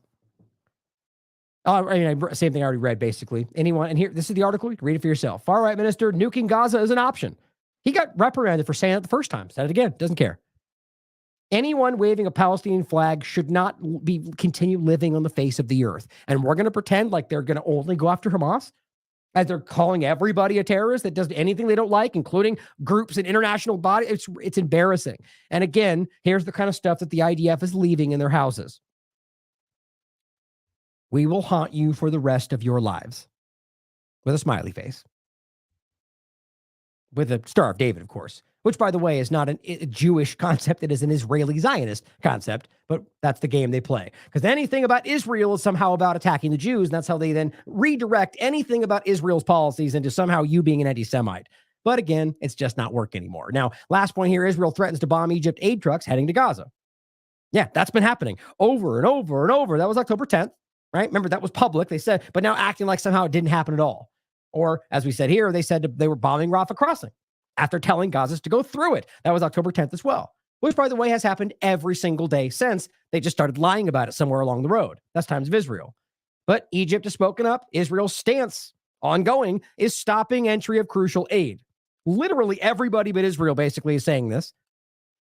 Again, this is 28th of October. Egypt says Israel's obstacles impeding aid to Gaza. They spoke up again at end of last month. He's accusing Israel of deliberately impeding aid to Gaza. It's all very public. So I wanted to make sure you saw this. This is from even CNN, February 11th. Why only a trickle of aid is getting into Gaza, despite what Israel continues to lie about, which the point that I want you to see, it says some 4 months since Israel began its genocide, it is yet to complete its objective of destroying all of Palestine. I'm adding these things, by the way. This CNN is talking about Hamas. And it says leaving most of Gaza's civilian population at the mercy of aid that must be approved by Israel. Oh, well, look at that. Turns out you can't hide the reality. But it says while aid reaching the Gaza Strip was insufficient even before October 7th, which everybody admitted. According to the United Nations, the humanitarian situation has been greatly hit by the conflict, which has killed more than 27,000 people, over 70 to 80% of them women and children. Again, they say according to the Hamas-run Gaza ministry, but let's not forget that Israel has had to admit that their military intelligence is using Gaza's numbers. In their reports, they use to then gauge their actions. And historically, they've almost always been right in line with what Israel says. So the game that even Shmuley just tried to play, well, I don't trust Hamas's numbers, that's just a sidestep to try to muddy the waters. They already admitted that they are trusting their numbers. But it says, getting any form of relief in Gaza is a long and arduous process. An average of 95 aid trucks per day have entered Gaza between October 10th and February 1st. That's this month, according to the Palestinian Red Crescent, which, by the way, before you say, that's a lot, that's down. Remember, before October 7th was it was insufficient is the point. You weren't meeting the needs of the Gazan people before October 7th. Now, for 95 a day, down from 500 a day before the war. So 500 aid trucks for 2.5 million people was not meeting their needs. And now you're down to 95 and they're suffering and in need more than ever. Let's just recognize how insulting it is to pretend like they're doing and this is all, as even CNN's telling you, because Israel won't let it happen. And yet, because they're maniacs, will stand up and say, we're doing everything for them. They've got everything they need. There's not even a humanitarian crisis. They actually said that. It makes my skin crawl how disgusting it is. Daniela Moda's pointing out, this was the 18th. Saturday, a total of 8 trucks entered Gaza via the crossing. 8 on Saturday. While the Karim Shalom crossing remains closed due to the protests backed up by the Israeli government led by illegal settlers. Mossad and even the Israeli accounts have praised them. Keep doing it. I've shown them to you. Now, meanwhile, hundreds of trucks remain stuck at their border. And as Egypt keeps telling you, the Egypt-Palestinian border, Israel won't let it happen. But yet you get Elon Levy lying to you. Israel is facilitating aid into Gaza quicker than the UN can distribute it. I mean, they're just blatantly lying about this stuff. He says this is the content of 500 trucks on Gaza's side of Karim Shalom. We just read to you the reality, which is backed up by the UN, backed up even by the United States. He is just lying to you. Because look, there are screenshots. Can't you tell that's real? A la Twitter files, right? That's how that's supposed to work. Now, frankly, I didn't even check to see if these are old images. Either way, it doesn't matter. Because the truth is, whatever they're saying, you can see what's actually making it there. You can see the UN side, you can see the Egypt side, and they're proving that Elon Levy is showing you words on a Twitter page and screenshots. Egypt and the UN are repeatedly proving to you every day that this is what's actually that is not what's happening. That Israel's blocking it. Make it simple. And I said Israel's making it impossible to get aid through, and its illegal settlers are provably blocking it if it does. Everyone but you is openly acknowledging that. Here is another example on the same day where Israel, according to Quds News Network and a few other platforms that proved this, covered it, showed you the reality, are shooting at them while they're waiting for these aid trucks that probably won't even come through. You can hear him. His point is they're walking and all of a sudden they start shooting at him and everyone starts fleeing. These are people who are borderline starving to death right now. Some of them actually starving to death. Here's UNRWA telling you Gaza's become very fast, one of the most dangerous places to be an aid worker. CNN, Israeli forces fired, according to even CNN, which doesn't mean it's true because CNN said it, realize how uncommon this is. The CNN is pointing out what actually happened while Israel is saying it didn't. The point is, you could prove it did. They're lying to you like every other time that they fired on a UN convoy carrying vital supplies. Okay, so Elon, you want to tell me how that lines up with your narrative? Everyone's pointing out that you just opened fire on aid trucks that UN were carrying and then said the UN won't do anything. You're lying, bud, and everyone sees it. Blocking trucks progressing north where people are on the verge of famine. That's actually another part of this too. Some of them do make it through. Remember, 95 when it used to be 500 and it wasn't even meeting their needs before, but then they come through and then even those Band-Aids on a bullet hole amount gets sent down to north and they won't let it happen to people that truly need it the most more than anybody in the north. But here's an example of Israelis throwing a literal rave to party and dance in order to block the aid that he keeps telling you is flying through. They're literally having a rave. They're doing this to block the aid. These are one of these propagandists that screams everything pro-Israel, but you can show endless streams of go to the Mossad Twitter page and just look up blocking the aid. It's every other day. And they're going, good job, guys. Keep it up. And here he is lying regardless. He says there's still hundreds of trucks worth of humanitarian aid sitting at the Gazan side of the border. You know why? Because you're blocking them. Because you're blocking them. That's the whole point. And even CNN has acknowledged that. But you see, they play the game of narratives. He says it's been there for days waiting for the UN to pick it up.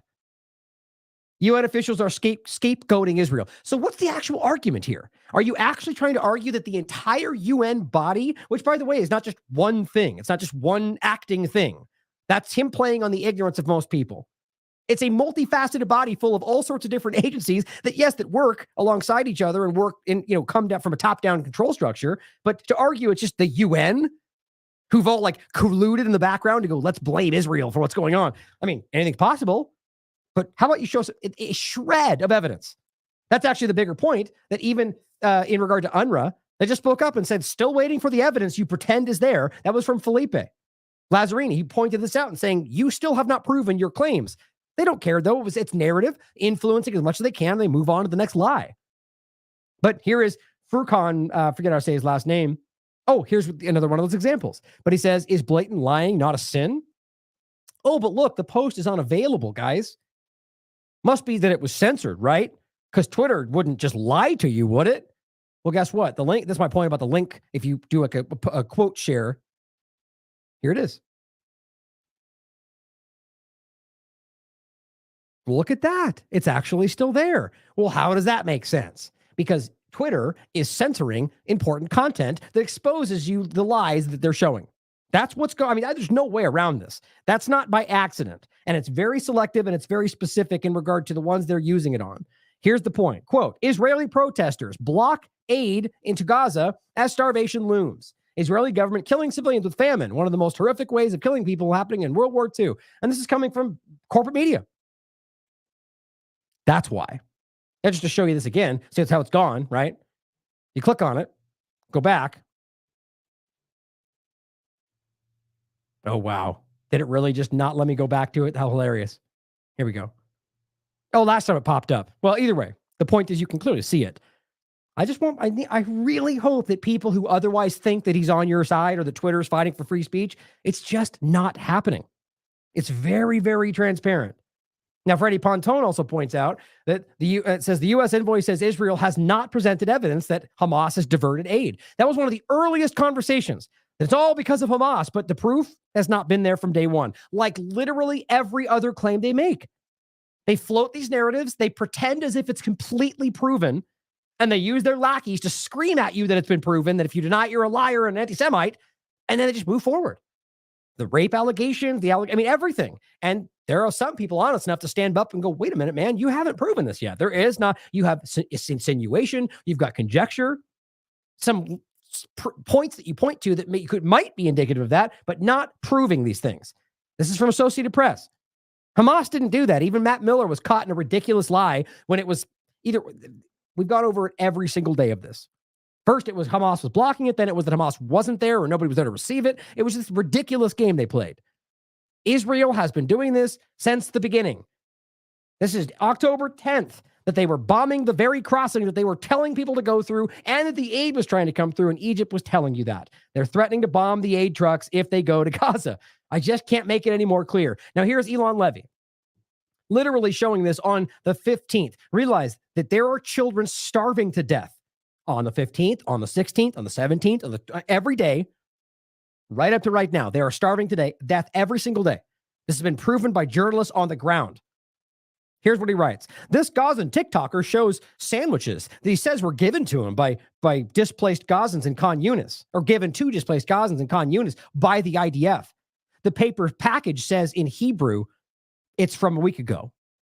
As somebody wrote down below, probably full of pork or whatever else. But the bottom line is, think about how callous this is.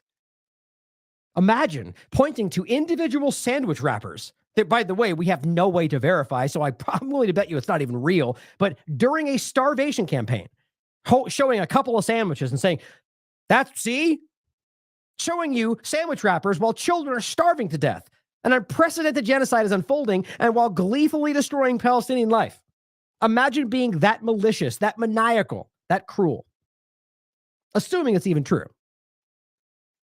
Mohammed Safa points out, and this was on the 18th, an 8-year-old girl died of starvation that day. An elderly person died of starvation as well, and a child also died of starvation in a refugee camp. They're keeping track of these.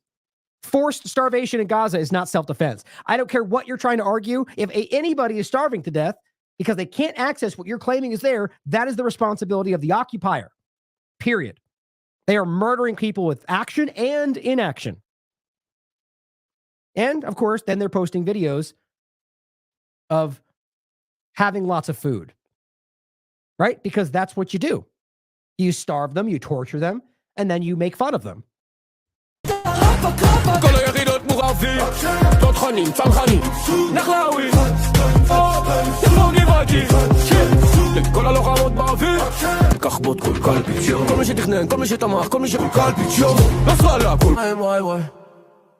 I mean, the point is, these are being posted on their social media platforms, and they're laughing. They're making fun of them starving, and they're having these lush buffets. Some of these happening in Gaza. We also showed an example of that weird article that was written about how the IDF are making meals out of the leftover food in the people's homes they forced away who are now starving, acting like it's some lifestyle article about how they have to use their food, but they're still having fun. Like it was grotesque. And then another point. Sorry for this picture. It's kind of grotesque, but it's disgusting. But it's a child that was burned by probably white phosphorus or whatever else they're using on children. But to show you another example of a post that's gone. Unavailable. And again, I didn't know what it was, but I was able to find it because I guess what I did? I used a different account and logged in. But weirdly enough, I can't see it. I wonder why that is. But here it is. Just a screenshot because I used it on my phone from a different account.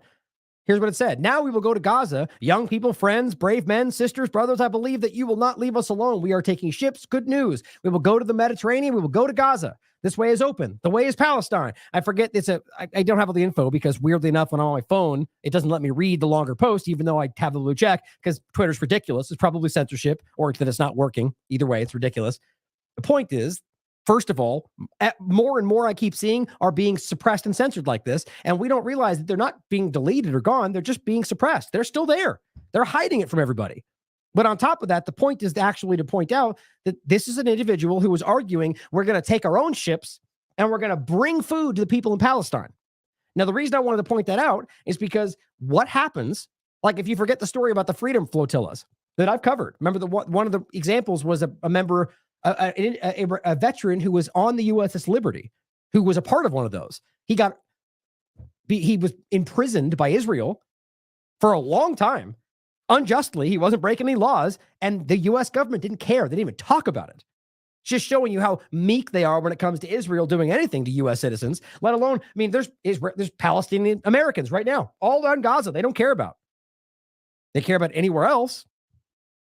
But my point here is that what happens when they bring this food on these ships? What happens when these people try to bring food to starving people that Israel says they're trying to do too, and they shoot them, and they sink the ship and kill people, which I'm willing to bet you will happen if they try?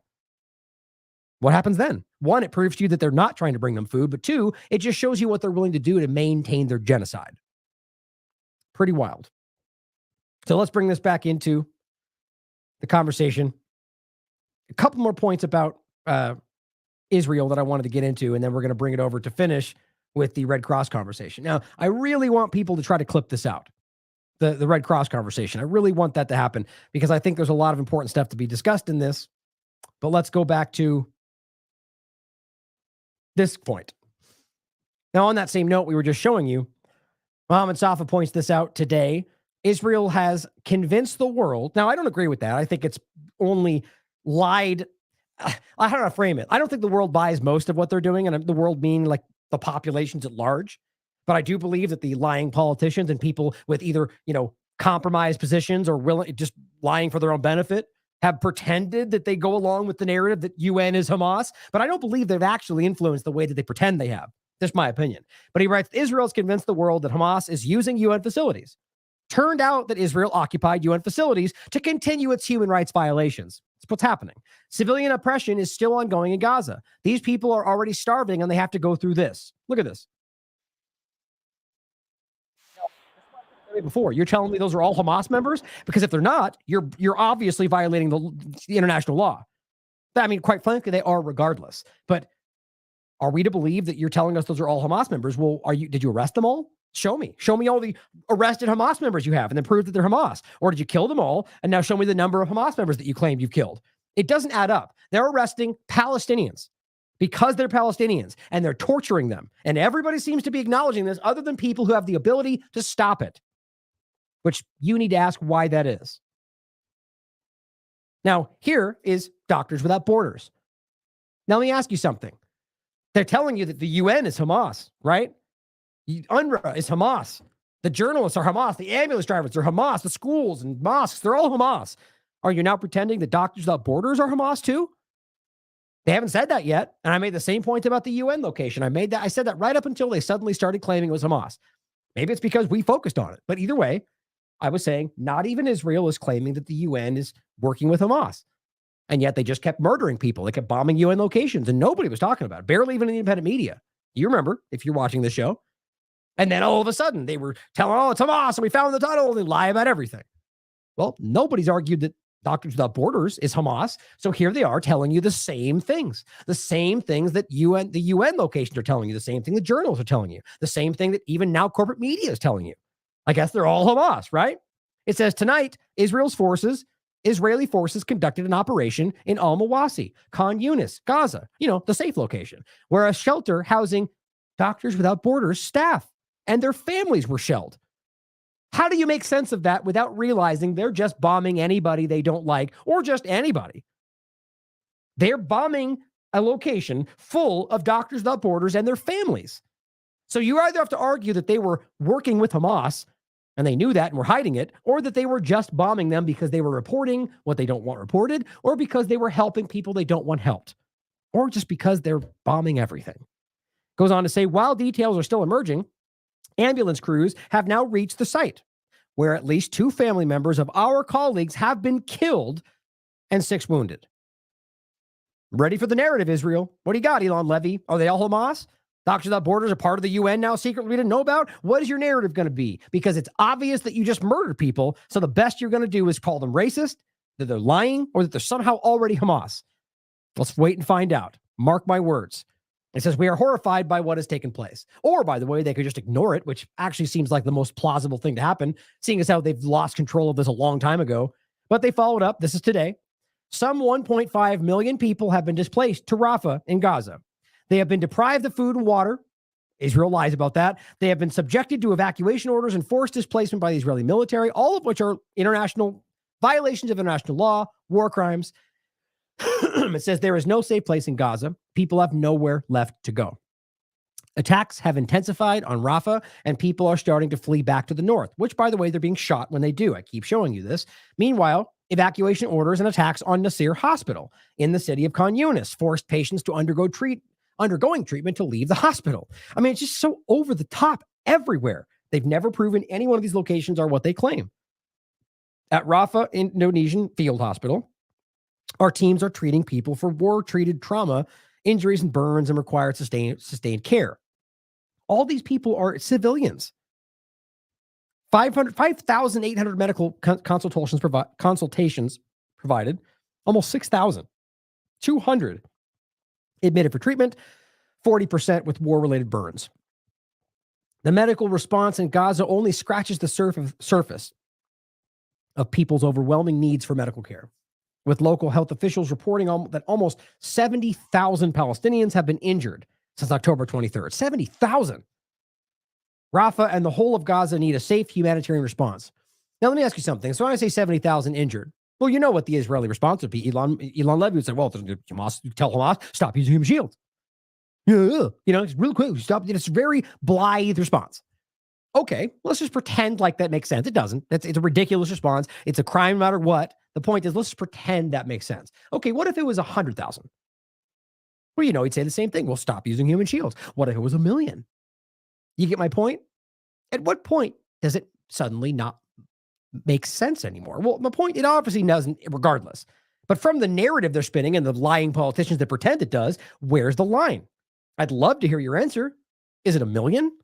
Is there no line? Can you always just kill whoever you want because you claim that they're using them without proving that? You have to acknowledge that doesn't make sense. If there's a line, well, then it's wrong to begin with, because then you could argue that, well, it's just there's too much death to make it make sense. Well, okay, well, I think that's happening now.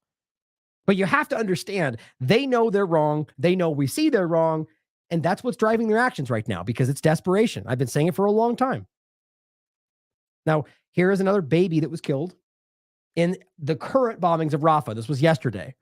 Another baby killed in addition to 4 other civilians in just the one recent strike. Probably 15 to 20 of them that day. Which, by the way, again, this area was announced as safe by Israel. They don't have anywhere else to go. To be very clear, by the way, they keep playing this game where they're saying, well, we're trying to find a plan, and then we're going to move in on the ground, right? And until we have the plan, Biden's like, you can't do it. Okay, well, that means right now there is no plan, as they keep telling you, which means they don't know where they're going to go. There's no stated next place, yet they're bombing. Can you make sense of that for me? You're bombing in the safe zone without having told them where they need to go next, even though they're being shot when they go north, and there's nowhere else they really can go. So you're bombing a location that is supposed to be the safe area when you haven't told them where else to go, and we're pretending like they care? Here's UNRWA telling you, in northern Gaza, schools are unrecognizable, reduced to rubble. In Rafah, half the population have nowhere to go but UNRWA shelters. And 153 different UNRWA installations have now been attacked during the war on Gaza. Children should be in schools to learn, not sheltering from bombs. 153 United Nations locations have been bombed. I mean, I'd love you to find a parallel to that anywhere else.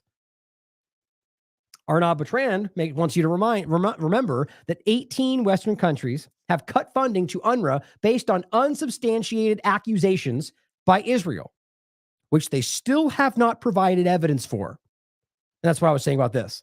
This is Haaretz. UNRWA chief tells Haaretz he's still waiting for that evidence. Read it for yourself.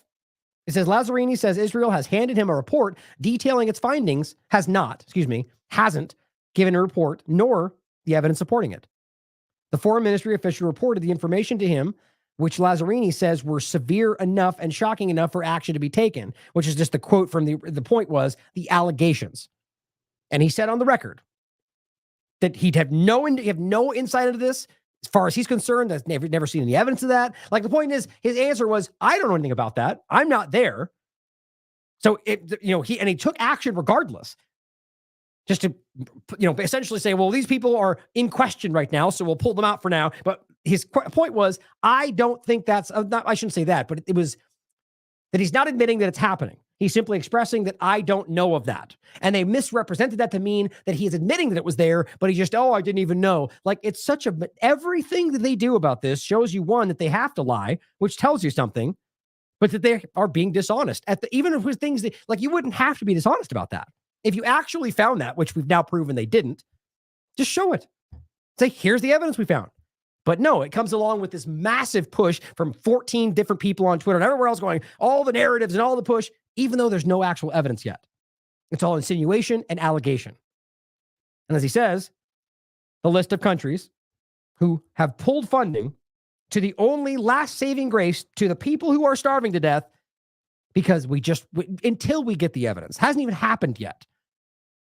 And realize the main point is UNRWA is the office that maintains the records of the right to return. The records of all the refugees who, based on the 1967 conversation, and that the UN has ordered them to move out of, have the right to return to their territory. And Israel has never allowed that.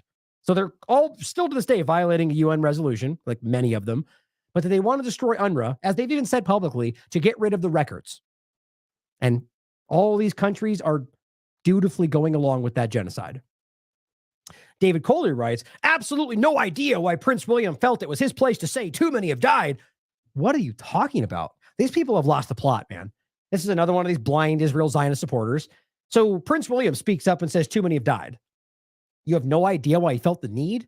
Like, and what he says is, I hope the UK never faces a genocidal threat like Israel. Okay, where's that? Where's the genocidal threat to Israel? Point it out. I know you love to scream about how Hamas is going to take out. Well, that's what you say they're going to do based on the leadership that repeats that because you're protecting them. But I don't see that happening. It's an obvious genocide based on every metric, even the world court that you're conducting in Gaza. The idea that Israel's currently facing a genocidal threat, you could argue you're facing a threat from Hamas. Sure, nobody disputes that. But you're trying to be like, we're the ones suffering a genocidal threat while you're literally carrying out a genocide. Think about how ridiculous and disgusting that is. But the point is, I hope they never have to deal with the threat from the thing we're pointing to and that they don't need to protect themselves. William has no place talking about this. Well, I think about that. The world can see children being killed. 15,000. Anybody who is a human being with a conscience has the right, no, the obligation to speak about that. But David doesn't like it. How dare you speak about our genocide? It's not working, David. You guys have lost control. Your narrative just scared people back because insinuations of racism or being not your place, you've lost it because you've been lying the whole time. And if you lie about everything, people are going to begin to speak up. And I think the truth is that their belligerent actions have caused people to pay attention. But it's not just going on in Gaza, by the way. The Iran point to begin with, but it's also Lebanon. They've been bombing Lebanon and people are barely talking about it. So that means Lebanon, Hezbollah in particular, and Iran and every asset they have in regard to in Iran have not even responded yet. Think about the restraint that takes. Think about the contrast to what the belligerents of Israel and the U.S. have been. That's wild to me, but I promise you there will be a response. That's what I'm worried about. And what happens will be the fault of Israel and the government's blindly supporting their belligerents. But here's Hanania Naftali, the one who tweeted about how Israel bombed that hospital, then deleted it and pretended it was Hamas. And then that's the narrative, but and even Twitter called that out. The guy who's literally like the propagandist who worked on Twitter, he says, bad day for Hezbollah, and shows a bunch of bombings in Lebanon. Hezbollah. Okay, well, again, Furqan points out, well, you just destroyed civilian lives, which, by the way, has been roundly reported even by corporate media. So they're murdering civilians, and they say, bad day for Hezbollah. You see a narrative starting all over again? Hezbollah is using civilians as human shields. They've already made that allegation in the past. So by the same narrative, they can just kill everybody in Lebanon. Does that make sense to anybody? I mean, why is it any different based on the lie? They're telling you Hezbollah is in control. They're telling you they're using human shields, and they literally just bombed a bunch of civilians and said, bad day for Hezbollah. They're getting away with murder because the U.S. government is blindly allowing this. But here's just a video pointing out the owner of the attacked place discussing how civilians were killed. It bombed these civilian locations. You can watch it for yourself. I mean, it's blatantly obvious. It's reported everywhere but Israel media, or rather, some of them actually are still. Like Haaretz and many have, weirdly enough, been pointing out some truths. But the point is civilians. And here's another example. Hussein lost, this is Mint Press News. This child lost his entire family after Israel just bombed civilian locations in southern Lebanon. His whole family just got murdered. But yeah, but bad day for Hezbollah, right? Really feel that. That is horrifying. These people are murdering civilians that they know they are killing, and then proudly, they want praise. Again, that's the worst of the worst. Mike Pompeo, of course, speaks up. I haven't gotten into this yet, but I'll probably do another focus on Yemen coming up soon. He says the Houthis, Ansarallah movement, sinking a British ship is a reminder that the only way to stop this is to confront the Houthis? Israel? No, he says Iran. So after everything that's going on, Iran has been bombed by Israel and their proxy army of ISIS, which we've already talked about, and they haven't even responded since the last one. And they have only bombed locations in the illegally occupied areas of Syria and Iraq. And yet you're telling us that Iran is the biggest issue right now? That we have to stand up and confront the bad guy Iran that's responsible for the murdering of Gazans? No. Responsible for the destabilization of all the area? Well, no. Are they responsible for the destruction of Syria and Iraq and Afghanistan? No. Okay, well, then what are you talking about here? Oh, I get it, because Iran is not okay with your murdering genocidal actions. Okay, I get it. I just can't believe. I'm telling you, Mike has got a run coming up here. This guy is the worst. We lie, we cheat, we steal. Pompeo. Kavork says the Houthis sinking a British ship is a reminder that the only way to stop this is to confront the source, Israel. Exactly. Now, my point in this is to remember. Now, first of all, there's a discussion to be had about whether the Houthis firing on ships that might or might not, or just to say might not be in regard to what's going on with Israel, you could argue that might be illegal.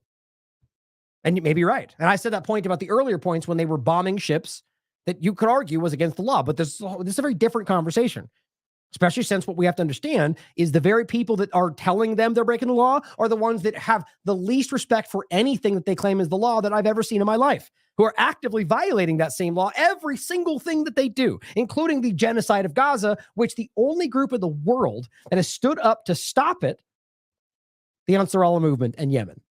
Anywhere, even including Iran, anybody else. The Houthis, the Ansarallah movement have been the sole group, the sole state actor to stand up and stand in the way as best they can of the ongoing genocide. And by doing so, and they threaten to see if you come through here with support for Israel, we'll stop it. I agree with it. Simple as that. But I can also acknowledge that the actions could be deemed illegal. But again, we can't play the game where only the people that the U.S. are acting against are somehow capable of breaking the law. The U.S. breaks the law every 10 seconds, probably less than that. I mean, it buys everything they're doing. The illegal occupation of Syria, Iraq, Afghanistan, currently illegal, no question. Doesn't matter. But let's pretend like it's only bad when they do. The bottom line is he wants you to blame Iran. Somehow Iran out of all of this. Well, at the very least, you could make it about the group actually doing the bombing. Nope. It's always Iran because there's an agenda behind it all. It's just so it's feeble. It's transparent. But Mike Pompeo, it might as well be, Nikki Haley might as well be Mike Pompeo with a wig. I mean, they are the same thing, and people don't buy it anymore. Now, I want to point, I'm going to do another focus on this again, just because of how much he's coming back up. But, maybe not based on this one point, but I wanted to go over this again. The rape allegations. Like coming off of the argument of everything we've talked about, the best that they could do is misrepresent, lie with atrocity propaganda to hide what's actually going on. I mean, and that's not to say about the rape allegations, as far as I've said from the very beginning, they have not proven. There's levels of evidence that still don't come to the level of proof, which anybody honest has already acknowledged, including many people in the international community. But my point is that they have provably put out atrocity propaganda that like I've never seen before. 40 beheaded babies, the woman's stomach being cut open, the baby in an oven, all the babies on a clothes hanger, all these same baby arguments, and every single one of them have been proven to be false, even by Haaretz, especially since the argument that only one baby apparently died in all of it kind of debunks their whole narrative, doesn't it? The point is, she says this is one of the same people, Marina, these class, you'll see the same faces doing this, and she cites I guess just a Jerusalem Post article, but no picture, no link, nothing, which is typically what happens here. Quote, hostages who have returned from Gaza have revealed grotesque sexual violence towards the hostages. 14 young girls remain in Gaza. Now, which ones are we talking about, Marina? Oh, they're anonymous. You don't get to tell. And literally every one of them, from top to bottom, have come out and said they treated us kindly, they gave us food, nothing. And yeah, weirdly, from behind an anonymous wall that's posted by people that have already been caught lying, they're telling you suddenly different things that back up the narrative all this time later. Certainly possible, but it seems a little bit weak, doesn't it? Same point here. And all the same characters. He posted the image, actually. Hamas terrorists forced families to watch loved ones get raped at gunpoint. Says somebody we can't verify from a person who's already been caught lying. I just can't anymore, he says. Okay, certainly could be true, right?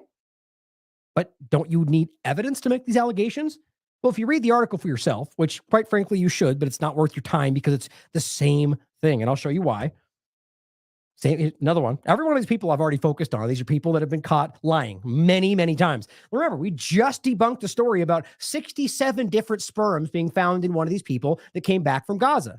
She was forced to come back the very next day and say, I apologize. It was a rumor. I should be more careful. Somebody seeded that narrative to her, and she said it. It's coming from the same source, guys. These are narratives. It's just one after another fake stories to keep you distracted. Aviva points out, quote, Hamas didn't just rape. They forced families to watch. Oh, why not? Why not take the lie one step further? There's no proof anyway. But the point is, Jerusalem Post, this is the article. It says a report analyzing testimonies from the October 7th massacre. Okay, so this is what I keep telling you. There is no new evidence. Despite the fact that she's arguing that the unprovable allegation that since they've come back, they've argued this from when they were being held hostage. But the overall point is all this article is doing is reanalyzing the stuff that you already heard. Nonetheless, you've got all the same propagandists jumping up and saying, new breaking story, new evidence that breaks this. No, it's not. They've done this 4 times already where they just recycle from a different angle with a new person the same claims. Hiding behind a bush, they cut the breast off and rolled it up. The same stuff you keep hearing, which is horrifying. I've yet to see a single provable point of evidence. And even weird overlaps that where you can prove people are lying. And I'll show you one quickly in a second. Proving that people that claim they saw things, you can prove that they couldn't have possibly seen because it's an image of something that happened in 2022. It's over and over, but the same characters keep doing the same thing. Reanalyzing the same thing is not breaking evidence. It's the same thing. And Mazig comes in with the same person, same group. Difficult to read. He says systemic and premeditated gang rape of underage girls. Okay, so the point is you're just restating people who are where's the word for it? The first official report of the Israeli Association of Rape Crisis Center details all the evidence. Okay, so here's what they did. They established a new group. The Israeli Association of Rape Crisis Center. Okay, so they will rather just use this group or set it up and then ultimately reevaluate the same things. Okay, so if thus far they haven't proven this, and remember, have no forensic evidence because they've already admitted that they let that window lapse and oopsie, we didn't get the evidence. And they've admitted that in a court of law, according to Israel, that means they can never be charged because that's without that, there is no crime. So that means no matter what going forward, at best, it'll just be a story that is being put forward. It may be true, but you can't legally prove it. So that's important. Doesn't mean it's not true. But if you can't legally prove it, means there's no legal accountability. Then what are you trying to accomplish right now? It's about propaganda, about narratives, about controlling your perception. Then you can realize that if they didn't take forensic evidence, which is the only job that they actually had to accomplish after a week period where it wasn't the first day and they were responding, but that they had bodies and allegations and claims, why wouldn't they have done that? Think about that. I think it's fair. There's 2 things I would think, because one, there was no evidence, but 2, what they found was not what they wanted to report. Think about that for a second. And there's a whole lot of implications there, because I think it's provable that the IDF staged a lot of this stuff after the fact. And that's not my opinion, guys. This has been proven about the things that they have lied about, pretending the bodies they killed were actually killed by Hamas, or that bodies that they shot and burned were actually somebody else, or the fact that they took a body out of a car and put it on the ground. You can still see the rigor mortis of the car seat and claiming that the person was raped. They did this stuff, and there's no way around it. Maybe it's because they wanted to prove to you what they weren't able to prove, even though it's true. Or maybe it's because they were trying to cover up the Hannibal Directive. The bottom line is they did not have the evidence. And he goes off and just lists off all the same things we've already heard. The report will be submitted to the United Nations. Yeah, and inevitably when they say the same thing, which is we've already heard this, and it does not back up what you're saying, it's insinuation and conjecture, there's not actual proof, we can't do anything, and they're going to call them anti-Semitic. It's the same cycle. They've already done this. There's not new information. This is the recycling of the same stuff they've already repackaged 4 different times. And this is how it goes. Here is the U.S. State Department, Matt Miller, telling you, of course, as she writes, when U.S. officials, when Israel uses sexual violence, they claim, well, we can't confirm reports. They must be treated humanely. We urge them to investigate. But if U.S. officials hear, but when Hamas uses sexual violence or allegations, we have no reason to doubt the reports. We look at the atrocities they commit against civilians, and we know. It's just a game that gets played where anything Israel does, we don't know for sure. We'll investigate, but we never really do. Anything Hamas says is take it at face value, and we'll investigate, but we never really will. Right? It's the same thing. Allegations, I cannot independently confirm the reports. I will say that we have been clear that civilians and detained individuals must be treated humanely and in accordance with international humanitarian law. We strongly urge Israel to thoroughly and transparently investigate credible allegations, ensure any accountability for abuses and violations, and that will continue to be our position. We've obviously seen the reports that Hamas has committed sexual violence, they've committed rape. We have no reason at all to doubt those reports. When what a ridiculous look at all the atrocities that Hamas carried out on October 7th and the atrocities that they have carried. Right. So because of the allegations of things we have yet to prove, we're going to go ahead and say this other allegation makes perfect sense. That's what he just said, because you realize this is the thing. They haven't proven a lot of the stuff they've talked about. Most of it's been proven to be misrepresentations, lies, or cover-ups of the Hannibal Directive. But the point is simple. One side we deny, one side we accept. And pending further investigation. And then none of it ever happens. Because usually it's all based on illusions. Out since the fact that they continue to hold women hostages, the fact that they continue. What about all the women in Israeli prisons? Oh, we don't care about those ones. Okay. To hold children hostages. The fact what about all the children in Israeli prisons? Oh, we don't care about those. That it seems one of the reasons they don't want to turn women over that they've been holding hostage, and the reason this pause fell apart is they don't want those women to be able to talk about what happened to them. And he was blown up for that. Even the IDF said that was wrong. I was irresponsible, which I don't think was real. I think it was just an opportunity they saw to make themselves look like they were fighting for the truth. Either way, nobody backed him up on that. He was made to look like an absolute fool because he was simping for the narrative. Well, I think it's because if they came back that we would know, they would tell us what happened. Everybody called, even I think Matt Lee in that very room was like, do you have evidence for that? And he said, no. It's like, what are you talking about? Like, you just basically floated an allegation of rape with nothing to back it up. I mean, that's because obviously there's something going on there. Now, we've already talked about this. I'll include this for you. This was the image on this website that broke down all the atrocities from October 7th. And here's the actual website. They used an image from 2022. Claiming it was proof of rape on October 7th. And I've shown you this many times.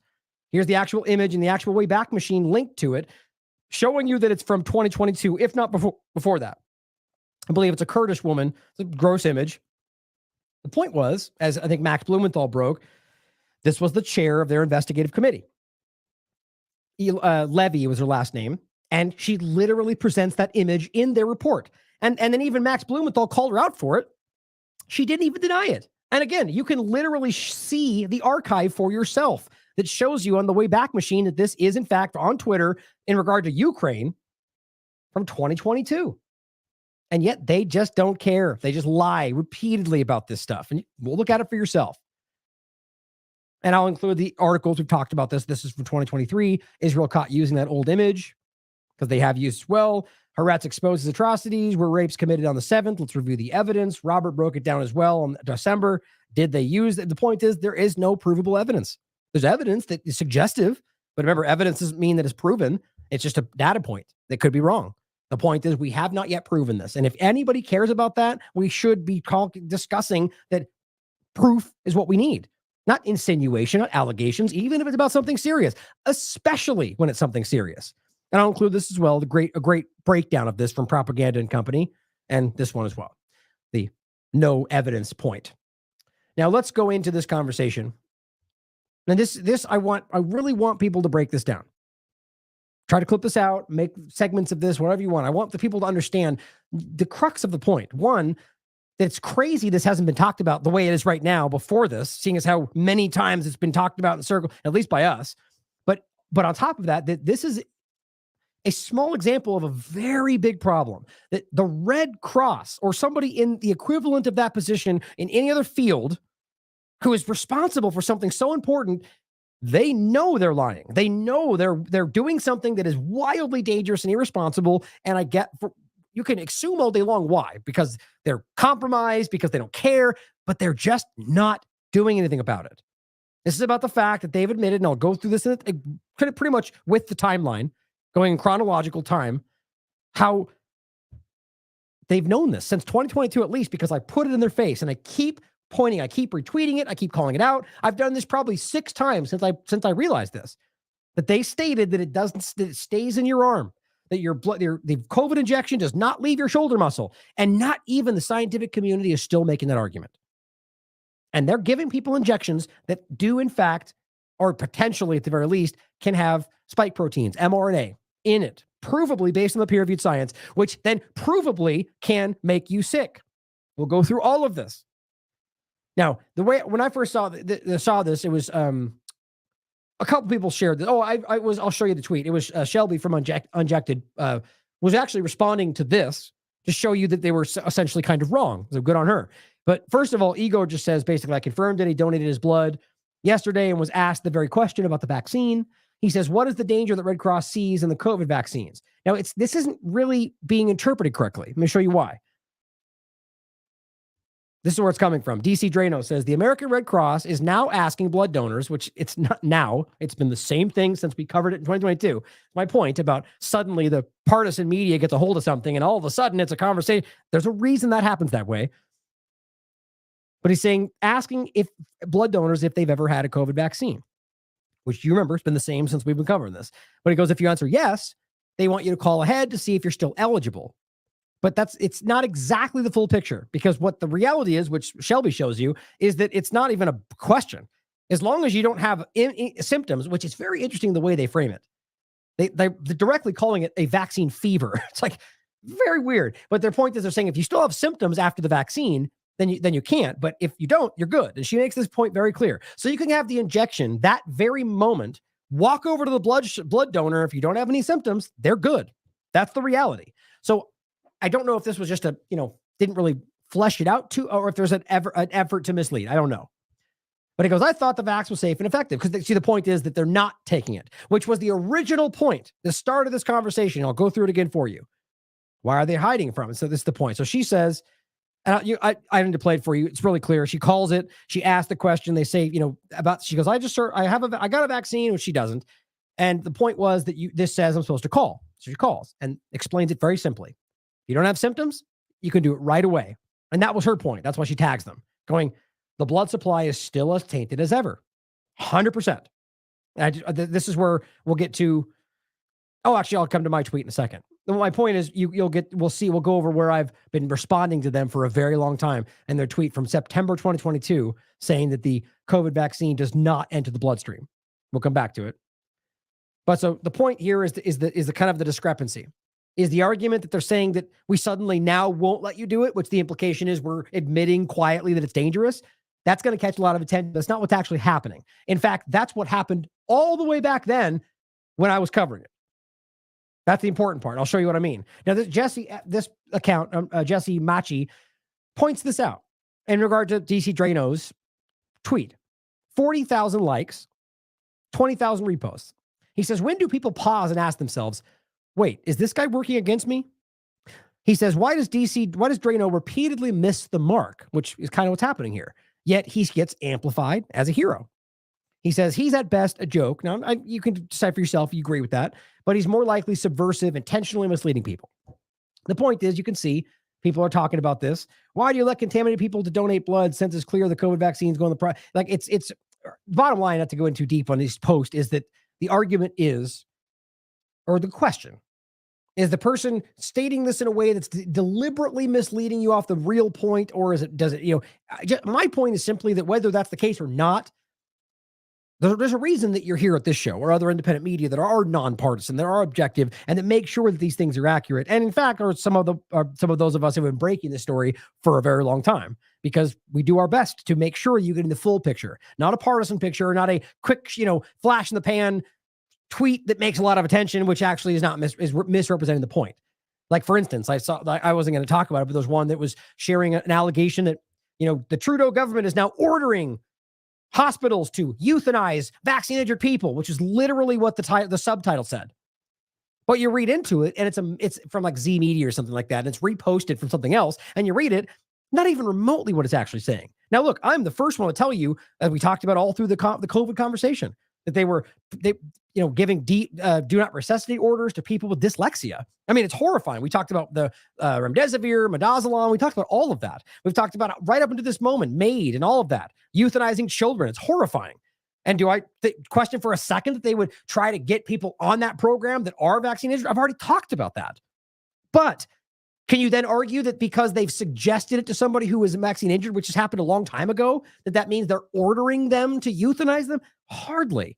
But you'll see an endless procession of people beneath that who've already taken it face value and have already shared it and done podcasts about it. It's not true. Not the way they're framing it. But of course, I say that, then you get attacked for suggesting, what, you don't think they're dangerous? You don't think they're hurting people? Yes, I do. And I was talking about it a long time ago. We have to be careful about the way this partisan media is working today. It's very, very surreptitious, very dangerous. And there was another one too about something else. I've just blanked on it. But there's a lot of that stuff circulating. We just got to be careful. Now, this is where this started. This is what it looks like right now. This is the current page. I believe, this is the current page. And it says, COVID-19 vaccine blood donor eligibility. It says the Red Cross is following FDA blood donation eligibility guidance for those who have received a vaccination, COVID vaccination, and deferral times may vary depending on the type of vaccine you receive. If you've received, in bold, a COVID-19 vaccine, you'll need to provide the manufacturer name when you come to donate. Upon vaccination, you should receive a card printout indicating which vaccine was received, and we encourage you to bring that card to your next donation. And then it's in bold again. It says, in most cases, there is no deferral time for individuals who received the COVID vaccine. And right there, very different than what was being suggested in DC Adriano's post, right? Basically, there's almost no barrier, which is my whole point. They're pretending like there's no problem. But the reason it's important is, let me go back in the Wayback Machine and show you what started this conversation for me. So this goes back to February 2021 on the 1st of February. So again, this is before it changed. This is what it said before. You'll notice that it's interesting that it changed, or rather it was a certain way. It changed during COVID. Then it kind of went back to the way it was before. Now it says, but this is right in the beginning, 2021. So the COVID vaccine came on the scene. This is what it adds for COVID-19 vaccine donor eligibility. Saying same thing, follows the eligibility guidance. And it says in bold, but there's no deferral time if you receive the Pfizer or Moderna vaccine. So that was originally like, what? Like, for those of us that were concerned, this is a experimental vaccine injection, gene therapy. We're talking about an mRNA platform concept that's literally using, mRNA instructions and gene therapy. And everyone's like, hold on a minute. You're telling me people are getting blood donations? So that was the first time this came up. And those that followed this platform and those of us that talked about it, remember, there was a huge conversation, but it didn't reach the levels of partisan media. Not really. There was a little bit of it. Then May 1st, 2021. Here's where it gets interesting. So they added something else. There's one that was already there. The eligibility, blood donor eligibility. Then there was COVID vaccine and the convalescent plasma eligibility, both of which are donors. So the vaccine side of it, or rather, the blood donor eligibility as opposed to convalescent donor, again, following guidance, says, quote, in bold, if you've received the COVID vaccine, you'll need to provide the manufacturer name, which is what it currently says today without the second part down below, when you donate. But in most cases, there's no deferral time. Okay, so that's specifically about blood donor. So the whole time, what's not changed is that you can give blood for people who need blood for surgery and whatever else, which is different than plasma in regard to the plasma donor aspect. And it doesn't matter whether you've had 45 the boosters or whatever else, as long as you don't have symptoms, that's the current guidance, you can give them right now. Now, it varies based on certain kinds of vaccines. If you're still crazy enough to take the J&J and whatever else, even though I actually think that these mRNA are much more dangerous in the long term, or who knows, possibly even in general, but I think they're all wildly dangerous, spike protein and so on. The point is that in general, mRNA, there's no block here. But if you go down to plasma, May 1st, this is what first caught my attention. It says individuals who have received a COVID vaccine are not able to donate convalescent plasma with the Red Cross. Now, why would that be? This was the reason people were like, well, how does that make sense? So you can give an injection, then give blood, no problem, but you can't give convalescent plasma. Now, the whole point was this is supposed to be what people give when they've got natural immunity, right? So you give your plasma and that can be helped and used for other people's treatment. So that could be one of a few things. One, they just didn't want that to happen. Natural immunity is fake news, right? Or they didn't want to actually help people, or it was something more nefarious. But either way, that suggests that there's a problem there. And then that's where we have these points. The clip that I just played for you, right? Where the reality becomes that there was a report, oops, wrong one, this one here, that there was a report put out by, I think it was NBC, that admitted what the truth was. And at the very least, it's what they wanted the narrative to be. But I don't think it's some kind of pretend narrative because it wasn't really focused on, nobody talked about it, but it could be both. Consider for yourself. But here it is again, what they reported live on corporate media. Your COVID-19 vaccine, you're going to want to listen to this. The Red Cross says anyone who has received their COVID-19 vaccine cannot donate convalescent plasma to help other COVID-19 patients in hospitals. That plasma is made up of antibodies from people who have recovered from the virus, but the vaccine wipes out those antibodies, making the convalescent plasma ineffective in treating other COVID-19 patients. Very simple. Now, it's exactly what actually happened, at least what we're being presented with. But what's interesting is they then tried to hide that fact. This is where I started talking about it. And I was screaming about this, going, look, guys, they're lying to you about what they're actually doing. Then they literally changed what they had posted on there, right? But first of all, what's interesting is a lot of people at this time misrepresented this as saying, well, you're not allowed to give blood. And then it got confused. They got fact checked and people said that was a lie, but it really wasn't because they were wrong. They misunderstood. This is the problem about trying to come in even in that field and be like, hold on, I think you're misunderstanding. And they go, you're shilling for pharma. It's like, it's so exhausting trying to just be accurate, you know? And even I make plenty of mistakes. But the point is convalescent plasma. And she made clear, based on what you can actually read, and I'll show you the next clip, it was because it actually removed the antibodies from your blood, which doesn't really make sense unless you understand that we're dealing with some experimental gene therapy manipulation that was, in fact, hurting you. Now, maybe it was designed that way. Or maybe it was the fact that they were experimenting, and that's just what happened. But either way, I'll play the next one in a second. You go forward. Here's what now it's shifted to. This is June 30th. Because remember, this is today, where you only have the blood donor. You don't have the convalescent plasma. Why not? Obviously, that's a huge topic. Weird, it just disappeared. Well, here's what it says on June 30th, 2021. Same thing up here. That never really changed. In most cases, no deferral time and so on. But down here it says, now the Red Cross has discontinued dedicated COVID-19 convalescent plasma. This is while when I showed you this during the shows, let me see if I can actually pull it up. I knew I should have saved that. Yep, look at that. One more. I think there's two of them in there.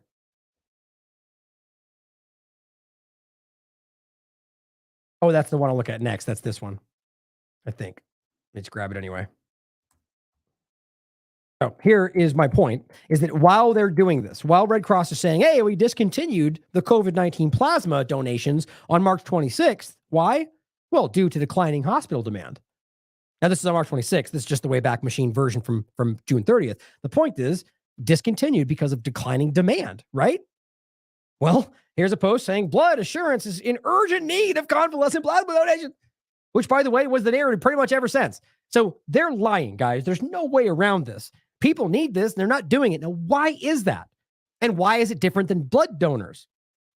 There's something very, very fishy there. And I think the main point, this is different, is accepting plasma for people vaccinated against COVID-19. Oh, so this is May 4th. This is before they changed it, right? So here's what's interesting. This might be a little bit of a timing interesting point here. So again, to be clear, they're not accepting it as of today. It's not even listed, right? But you can see here on June 30th, they're saying they discontinued it. Okay, no, the timing is right. So this is May, and they're saying they were. So they kept flip-flopping. Isn't that strange? The ultimate point is they finally said, we're not even doing it anymore. We don't need it, but they did. And they just removed that part of the page. So here is the fact check. COVID vaccines don't strip people of their antibodies, despite the fact that that's literally what was reported even by a Pfizer scientist. Key message from our finding is that we found that recipients of the Pfizer vaccine, those who've had 2 doses, have about 5 to 6-fold lower amounts of neutralizing antibodies. Now, these are the sort of gold standard private security antibodies of your immune system, which... So just in case you didn't misunderstood that, he's saying that if you got these, especially 2 of the Pfizer shots, you had 4, I think he said 4-fold, I'll play it again, lower antibodies. I mean... So multiple examples across multiple platforms, scientists, media, and even the Red Cross. And yet we're going to act like because they just tell you something different today that this wasn't the truth. It's obvious. And there's the peer-reviewed science backs it up all the way to this day.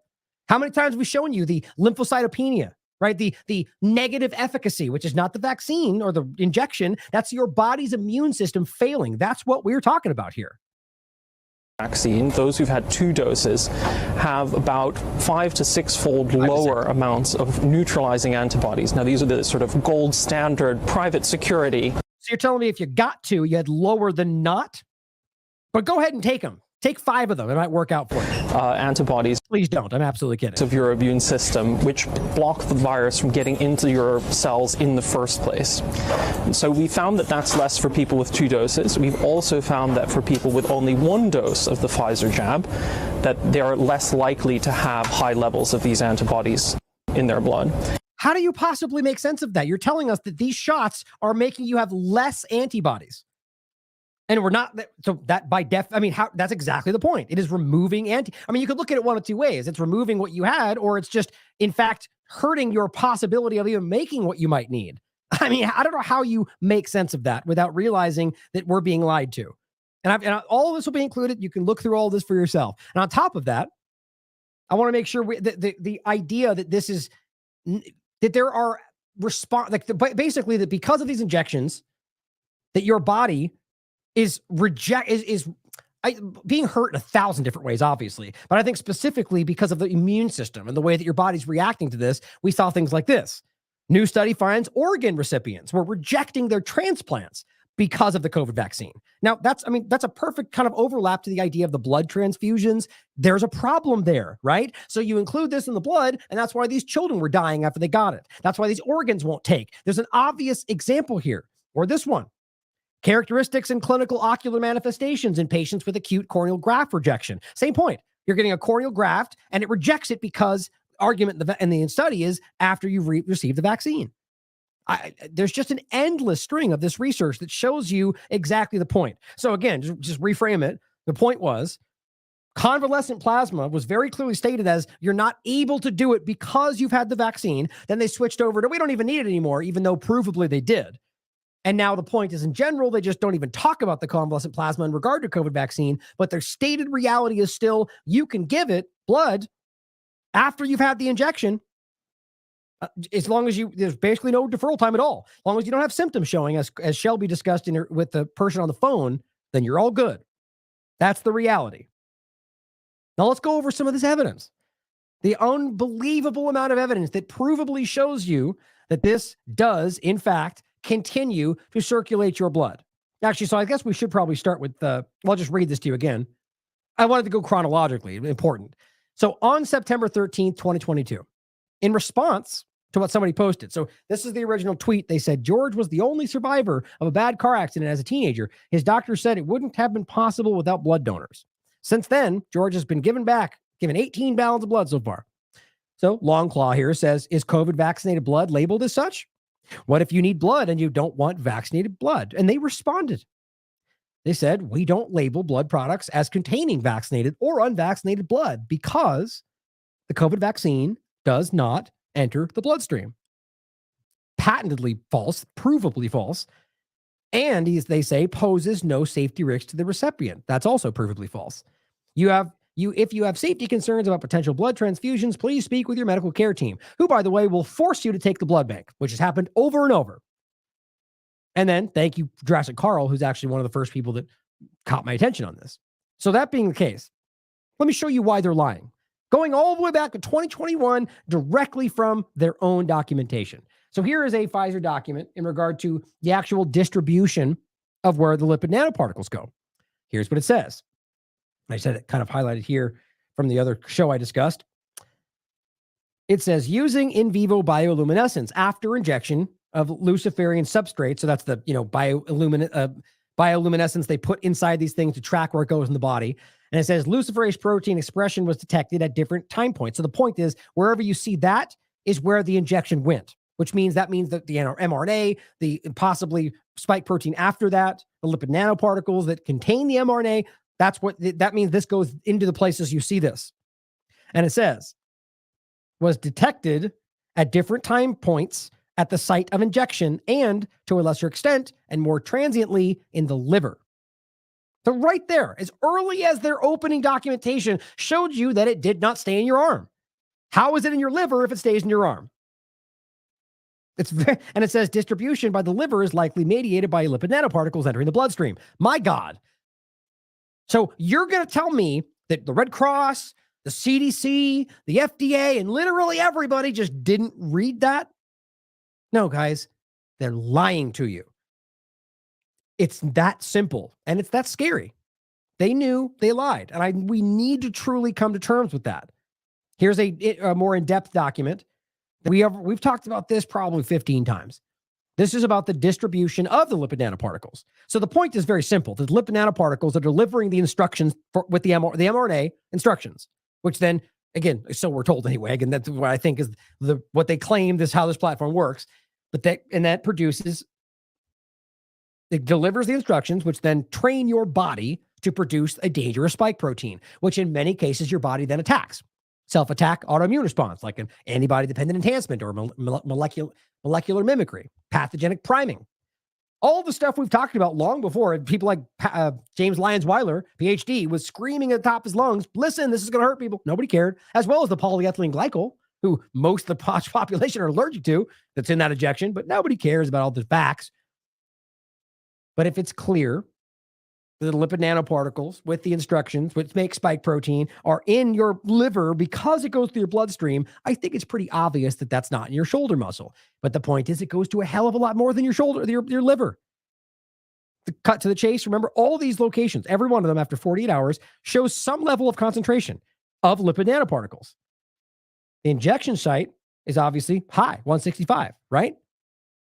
But look, this one's 24. That's the liver. But you go down here, there's a lot more. Ovaries, reproductive issues, that's 12, 48 hours.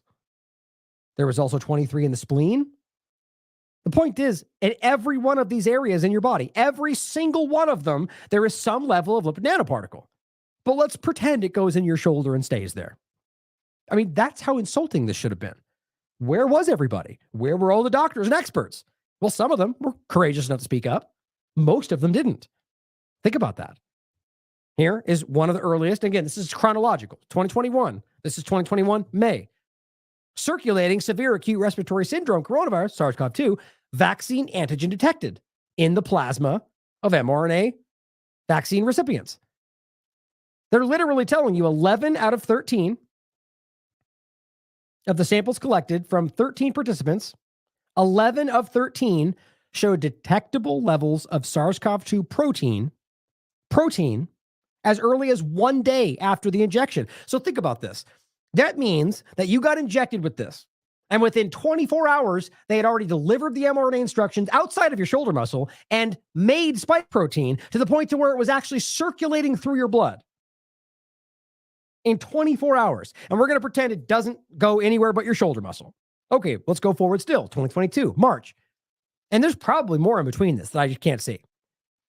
Immune imprinting, breadth of variant recognition, and germinal center response in human SARS-CoV-2 infection and vaccination. Just one quick point at the bottom.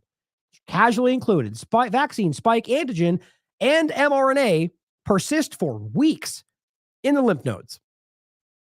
And I play the Pilevsky clips, right? How this works and how that ends up in your blood-brain barrier into the brain. I mean, it's so very apparent why this is hurting people. and they've lied to you from the beginning. 2022 June, vaccine mRNA can be detected in the blood at 15 days post-vaccination. Now, again, this was the first one that caught my attention. Now, I believe I've done a show about this before this one. I just couldn't find it. But I believe I talked about it around this time. And that's a shout out to Jurassic Carl, who posted this. And likely longer, right? Posting this exact study, right? With the link, which is what's important, right? Thank you, Carl. You're the reason that I started talking about this. So the point is, I talked about it before this. Now, on September 24th, I decided to talk about it again. Vaxxed Red Cross blood donations. And this is where technically, I kind of said it backwards, that this was the article he's talking about. I did this because of Jurassic Carl, and then I talked about this very study and called and talked to the Red Cross. Now, let's listen to that. Now, I just want this to be clear about why this is so frustrating for somebody like me, who can do the legwork and actually speak to them, get them on the record, admitting the kind of stuff that should be huge, which, by the way, right now shows you the conversation's a little bit off base. But only the partisan back and forth is getting pointed to, right?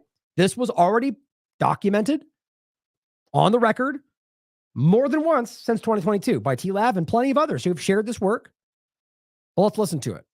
So we're talking about the fact of this tweet and how they're lying about that using the studies we've talked about.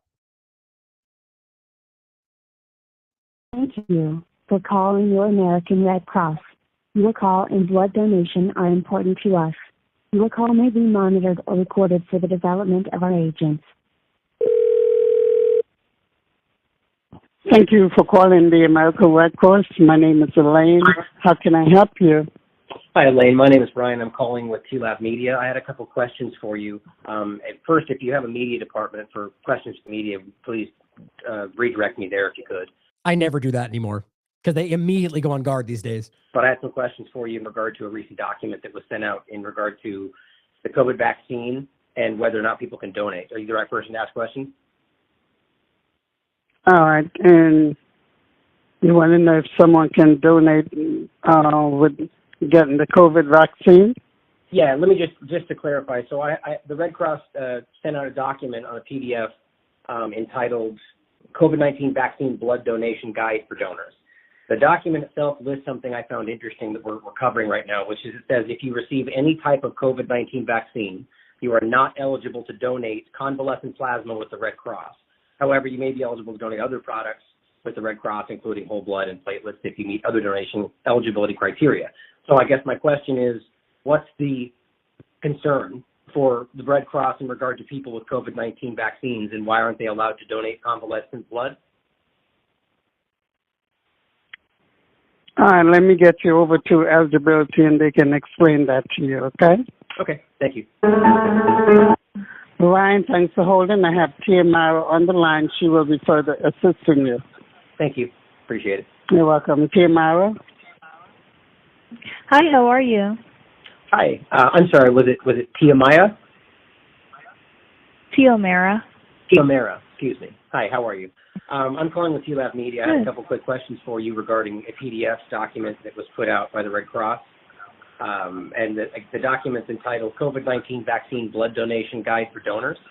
And this is specifically in regard to eligibility. The question I have is there's a sentence listed under Step 2, review the required deferral periods, where it lists, it says if you receive any type of COVID-19 vaccine, you are not eligible to donate convalescent plasma with the Red Cross. My question is, why is that a necessity or a stipulation for the Red Cross? And is it only convalescent plasma, or is it in any sense with someone with the COVID-19 vaccine? Okay, so that pertains specifically to convalescent plasma. We're not collecting convalescent plasma at this time. We ended the phase of convalescent plasma collection, but the reason being was the antibodies produced by the vaccine may not be strong enough to assist a patient battling an active COVID infection. That's huge right there, right? That, by the way, completely confirms what they're saying in the news report and what the scientists said. right? They're not strong enough, or you don't have enough, or whatever it is. It's not actually workable. So that either means that these things aren't doing anything they say they are, so they couldn't even use the plasma because it wasn't helping anybody, or, I mean, there's a lot of ways you could look at it. But damn, that's a big deal. They literally admitted as the Red Cross that we can't use it because it's not strong enough. And yet they forced us and everybody, even though it was hurting people and it wasn't having the effect. They knew this right in the beginning. So this is why we were not accepting from donors who were vaccinated convalescent plasma. Now realize that is different entirely than whether or not it's safe in regard to the spike protein and mRNA. They're simply going, we didn't want the plasma anymore because it wasn't helping anybody. It wasn't, the antibodies weren't strong enough to be explicit, exactly what she said. So the idea that we're worried about whether that's going to hurt anybody, my point is today, they know because we've been screaming and putting it in their face on tweets and everywhere else, and they must have seen the science, even in the corporate media. But they just haven't changed it. But I wonder whether then they knew or not. I think they did. Okay, well then, in regard to somebody who has recovered recovered from a natural occurrence with COVID-19, is that something still being accepted from the Red Cross? Well, if we were collecting at the time, yes, we were accepting donors that were recovered from COVID-19. Okay, so you hear why that's dumb, ridiculous, because you just said you stopped it because it wasn't working. Well, you just admitted that you were from people that didn't have the vaccine, and that very clearly would work. It's not something unique to COVID-19, whatever that actually was. It's specifically about how the injection is. We already showed it to you. We look right from the scientist. So that tells me something that either means that they shut it down knowing that they were stopping something that could help people, or because again, I could go off on like 14 different examples, but that's the important one. That hypothetically, should this be something positive, they just stopped it because they didn't want to admit natural immunity or didn't want to help anybody in the first place? Well, no, I mean, currently, is that something that's still being accepted? All right. So asked again, just to catch you up, are you currently now accepting people who have recovered from the illness? Why wouldn't you is the point if it's only about the vaccine side effects? No, we're no longer testing for COVID-19 antibodies or collecting convalescent plasma at this time. So convalescent plasma will be considered somebody who recovered after the injection or somebody who recovered after just having the occurrence of COVID-19, correct? We collected convalescent plasma from donors who recovered from COVID-19. Okay, so thank you for clarifying that. So this is what I was interested in and came up confused really about. Is it only says that you're not accepting if you receive any type of the vaccine that you're not eligible to donate. So my question is, are you still accepting currently convalescent plasma from people who have only recovered but not had an injection? No, we're no longer collecting convalescent plasma. It just doesn't make sense, especially as people need it, especially if your argument is we only stopped it because the vaccine was causing a problem, right? There's a huge gaping problem there. And a child could see that it doesn't add up. She does too. Okay. That ended in June. Got it. Yes, in general. It ended in general because, as you just said, it was because it wasn't helping people, but that's only the vaccine version. Pretty simple. Then I guess that's why would it need to be listed that you are only, if you receive an injection, that you can't donate? Right. Like, wouldn't you just list it as we're no longer taking convalescent plasma as opposed to saying specifically the injection we won't take, where it's not listed in regard to the natural occurrence with it? That's what I guess I was confused by. Which now you're clarifying, but is there a reason that was left off? I'm not sure when or why this PDF, this document was sent out. So I'm not even aware of it. Anything pertaining to convalescent plasma has been completely removed from our website. No, it's actually not true. When I was showing this, it wasn't. So I'm not sure. Because I have had some inquiries, but that's something I'm going to take note of and forward to my supervisor, because I have had a couple inquiries about that. So. Okay. Well, maybe you can clarify for me in general. The document entitled COVID-19 Vaccine Blood Donation Guide for Donors, do you know when that was released? No. We don't typically release any documents as far as our eligibility criteria. We don't do that. So just for that's something I would have to, Well, just for clarification, it's listed on the redcrossblood.org website. It is. It's on our website. Yeah, well, I have the URL right here, www.redcrossblood.org, and it's under Red Cross Blood Docs COVID-19 New Donor Vaccine Guide. Okay, let me go to the website now. If I could, I'd send you. Last time I checked, that was removed. Anything. So we have, right now, the only thing I see here under the Donate Blood tab is COVID-19 safety protocol. So all I'm not saying information it's we had was necessarily removed. listed on the front page of the website, but the URL is still active. And I can see that it's on redcrossblood.org. So maybe that should be, clarified for people, because this can be confusing for people right now, which is why we're asking. Yes, I completely understand. Yes, I'm definitely, like I said, gonna forward this to my manager so we can get some clarification as to why the document was sent out to donors, or why is it on our website, which I'm gonna keep looking and see if I can find it. Okay. I literally just gave her the URL. I would love to speak with her if she's available. Well, they're not available at the moment. I'm sorry, but I can take your name and your number down. And yeah. So the point is clearly that, and by the way, just, it was obviously I cut out the parts where you're waiting and so on. This was the person I waited to talk to. So this is not just some first rung person on the phone, right? So that's the important part. She knows what she's talking about. And this is the document I was showing, which is really crazy to me. This was the current document. This was out when you can see this is on the Wayback Machine for 2021, but this was the current document that was discussed for, until they ultimately pulled this stuff back and changed it. But so it's amazing to me that she wouldn't know about that. Frankly, I don't even know if I believe that. But either way, it's all very clear. And so it's interesting is her what she said. Remember, as you're looking at this, it says individuals who have received the COVID vaccine are not eligible. Nowhere in there does it say, but we're accepting. Like, why would you need to differentiate between the COVID vaccine versus, my point was simple. You could just say, we're no longer accepting convalescent plasma in regard to COVID-19, period. But they specifically say, if you've received a vaccine, you can't do it. And now she acts like we just stopped because we didn't need it anymore, even though you can prove that they very clearly did. Yeah, I'm not buying it. There's something wrong there. And again, this was an important conversation. 2021. Now, going forward, 2022, actually, hold on. Make sure I didn't miss those. Oh, so these are 2022. This was 2022. So this is going from 2022 into 2023, January 4th. Circulating spike protein detected in post-COVID-19 mRNA vaccine myocarditis. So we're talking about all the way to the point where you've developed and are suffering from myocarditis, and they're able to find circulating spike protein. That is a long way. I actually forgot to go through and highlight the exact time frame. The point in all of these, which I'll show you, when you please make sure you read these. I've covered each one of these in depth on past shows. Is that the studies will do something like, up to 180 days, and they basically give you that number. But the study it only ends there. They didn't prove that it stops there. That's just the breadth of the study. And the point is, in every one of these, it shows that it likely goes way further than that, if not entirely. Self-replicating concepts, right? Not self-assembling, self-replicating, which, by the way, was what the Pfizer injection was listed as originally.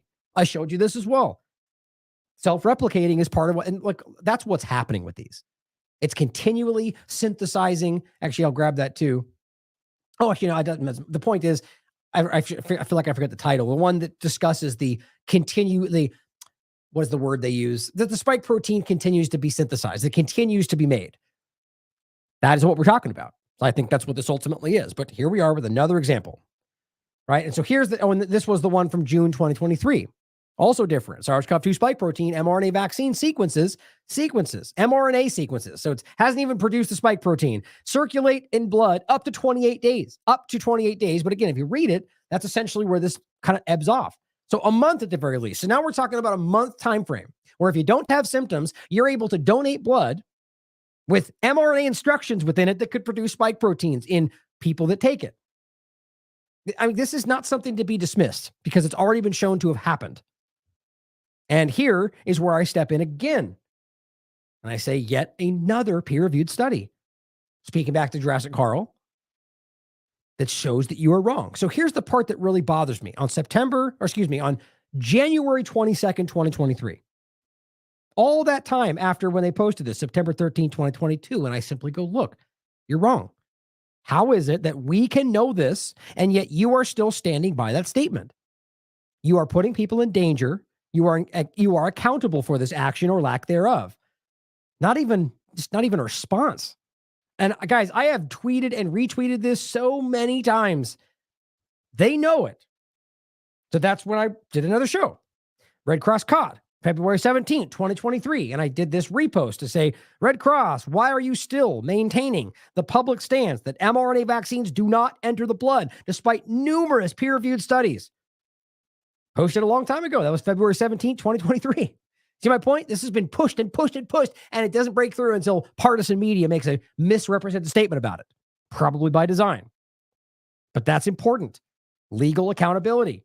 I said, isn't it that very dangerous and wildly irresponsible? Nothing. Let's go forward. Past that. August 31st, 2023. Detection of recombinant spike protein in the blood of individuals vaccinated against SARS-CoV-2. Possible molecular mechanisms. These are all separate, independent, peer-reviewed studies finding the same thing. And Red Cross is still arguing the opposite. September 27th, 2023.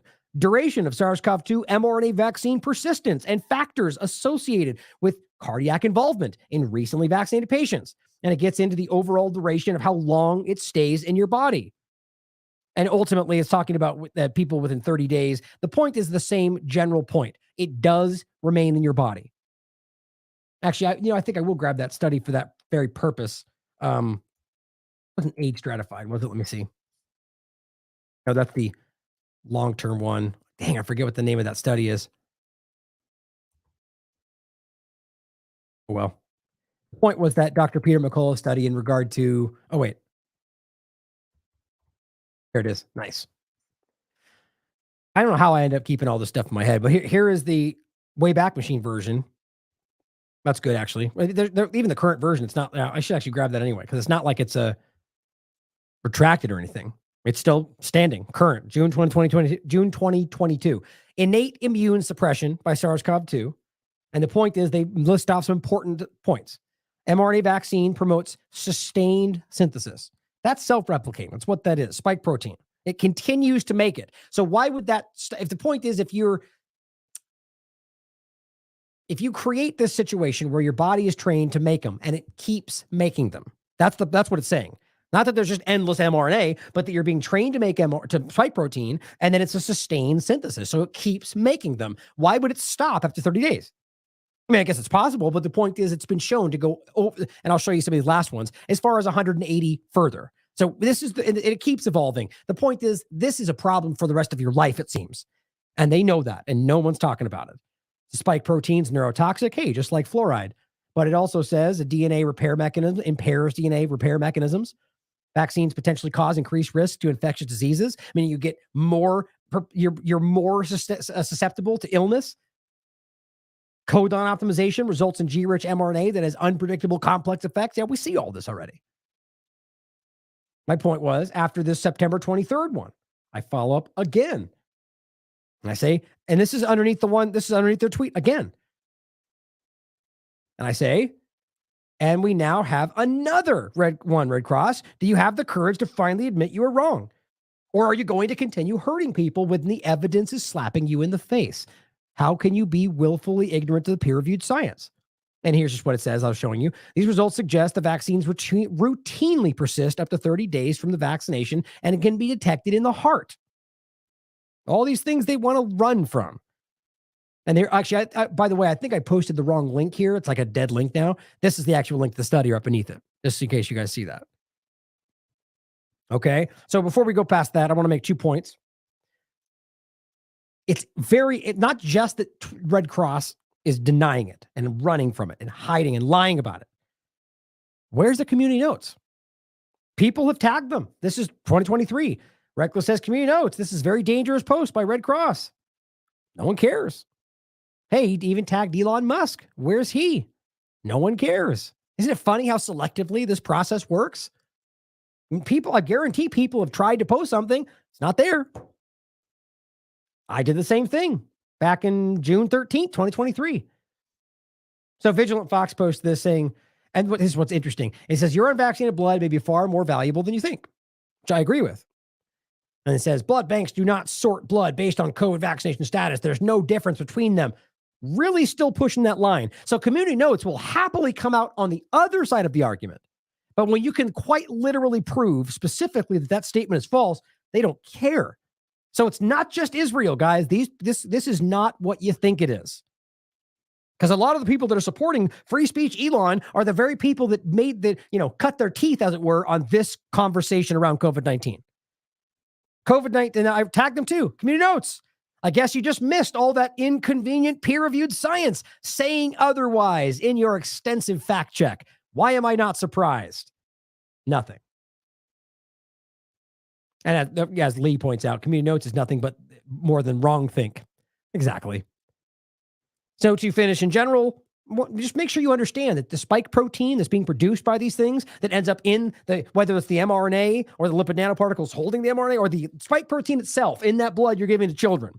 Realize how dangerous it truly is for every reason, not just the spike, not just the mRNA, not just the lipid, all of it individually and together, exponentially dangerous.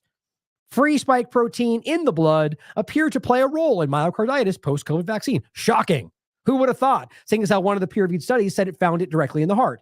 The point is the fact that it's circulating your blood and that it causes myocarditis. Yeah, big surprise. You were hearing us yell about this in 2021. And of course, they came out and said, no evidence spike proteins are toxic. Yeah, that didn't age well because it's provably the case at this point. The only thing that their saving grace was trying to pretend like the spike protein from the injection was different than the one in the whatever was circulating, which, by the way, completely undermined their whole point that's my point, that if you're giving them something different, that's why it's not working. Either way, they were shooting themselves in the foot because everything was a lie. The bottom line was they are toxic. What you were giving people was deadly. They knew that, and it was the same as whatever, I think it was same as whatever they manufactured. We call that COVID-19. Here's the Salk Institute, as I've shown you many times. And here's the actual study itself. I just like to show the article because it's very simple. And Salk Institute's pretty broadly respected. But this was the one showing you exactly what they're discussing. But the point was simply this study and what they did proved that the spike protein alone was enough to cause disease. Now, that's a really important, impactful finding. That means that the spike protein by itself, however it finds its way into your body, through injection, through shedding, which is a huge part of this, which I'm going to do another focus on very soon, it causes you to get sick, or it can, which then causes symptoms. That's the cause disease part, which means you can then spread that. But it's just the protein from something else. So what are you actually spreading? I don't know if that's your first example of a real world self-spreading vaccine. I don't know if that's a virus-sized transistor, that's nanotech. I don't know. But I'll tell you one thing. It's sure as hell not what they told you it was. And that's dangerous as hell. And the point is that is toxic and it is ending up in people's blood, whether it's through the injection or something else. Now, they recently came out with a study, which is, by the way, they're trying desperately to kind of like plug this hole in the dam. New study shows a slight increase in heart and brain disorders after COVID vaccines. Oh, is it a slight increase?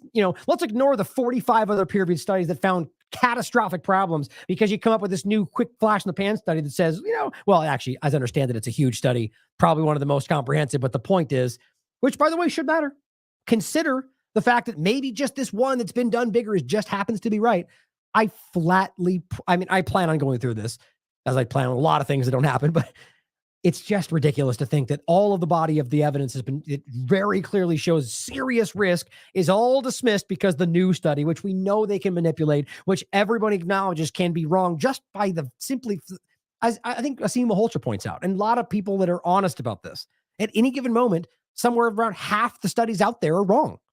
Some of them are just mistaken. Some of them are trying to lie for a certain reason. Some of them don't. And so yet we just love to play the game where the newest thing. The point is that's wrong. And I think this is about trying to kind of patch that and hope we don't get any more momentum on this conversation. But this is from January 14th, 2024. Autopsy findings in cases of fatal COVID vaccine-induced myocarditis. So just to be clear, they're not saying hypothetical. We're talking about provable fatal cases of myocarditis because it's induced by the injection. And we're over here going, slight increase to small things are no big deal. Seriously? Here's what it says. We established that all 28 deaths, remember, this is this year, last month, all 28 deaths were most likely causally linked to the COVID vaccine by independent review of the clinical information. And it says the same thing Dr. Peter McCullough has been discussing. application of the Bradford Hill criteria to the overall epidemiology of the vaccine myocarditis suggests that there is a high likelihood of causal link between the injection and the death from myocarditis. Here's one from August 25th, 2022, but it's just to show you the ubiquitous nature of this. Persistent varicella zoster virus, so herpes, generally, infection following mRNA COVID vaccination was associated with the presence of encoded spike protein in the lesion itself. And we're going to pretend like that's not connected. You literally have this weird lesion that you can find embedded spike proteins in it, and it's not because of the thing that you put in your body to create spike proteins. I mean, that is a special kind of stupid to not acknowledge how clear that is. And it's dangerous. It's causing these kind of side effects and far, far worse. And just to lastly, think about the larger issue here. We've talked about self-spreading vaccines. We've talked about self-amplifying mRNA vaccines. The risk in my worry here is the same point, right? That we're talking about this blood, but if we talk about the shedding and so on, which actually I did have this up, but I forgot that. Let me see if I put that away. I'm going to ultimately have it. I'm going to be doing, I really, for sure, I'm going to do a focus on shedding. It's a really important conversation. Here it is. I moved this over because I was thinking to myself that I wasn't going to do it today, but I just want to include this. One, because Pierre Corey's been doing really great work on this topic in particular, but just as a kind of a talking point that I'm going to come back to, which actually, let me see if I can grab this too.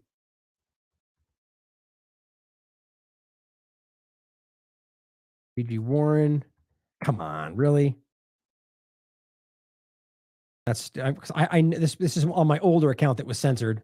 Let's see if this gets it. Probably not. No, that's too bad.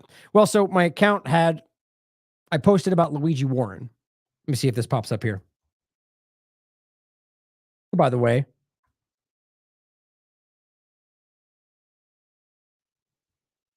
no, it's not popping up. Let's see what that was actually. Oh, that's the other guy. Well, anyway, the point was that he's the one of the creators of the concept in general, and he made it clear the spike protein can definitely shed. But he pointed out that it was unlikely to cause disease because it was such a small amount. But that changed when you realized that it was a sustained synthesis, that it kept making them. And that point then became that, yes, obviously this is shedding. And Pierre Corey has been proving this. As I believe I have as well a long time ago in this conversation, that it was obviously part of this. And that's where I get into the self-spreading concept, right? And that's where the Salk Institute discusses the idea that, yes, it can spread and cause disease. So the shedding part of this is alarming to me because I think that is an experiment. I think that's part of what was trying to be done. And then this overlaps with the idea of, the dawn of self-amplifying. Well, what are we talking about?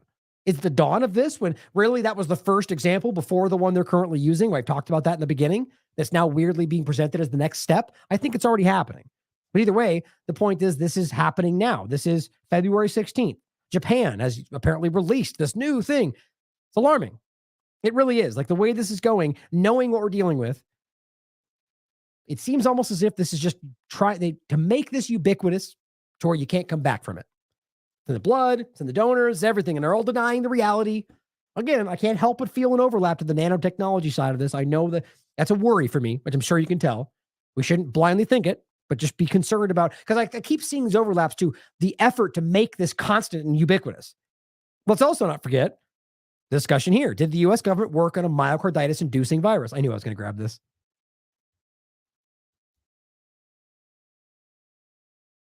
Right here.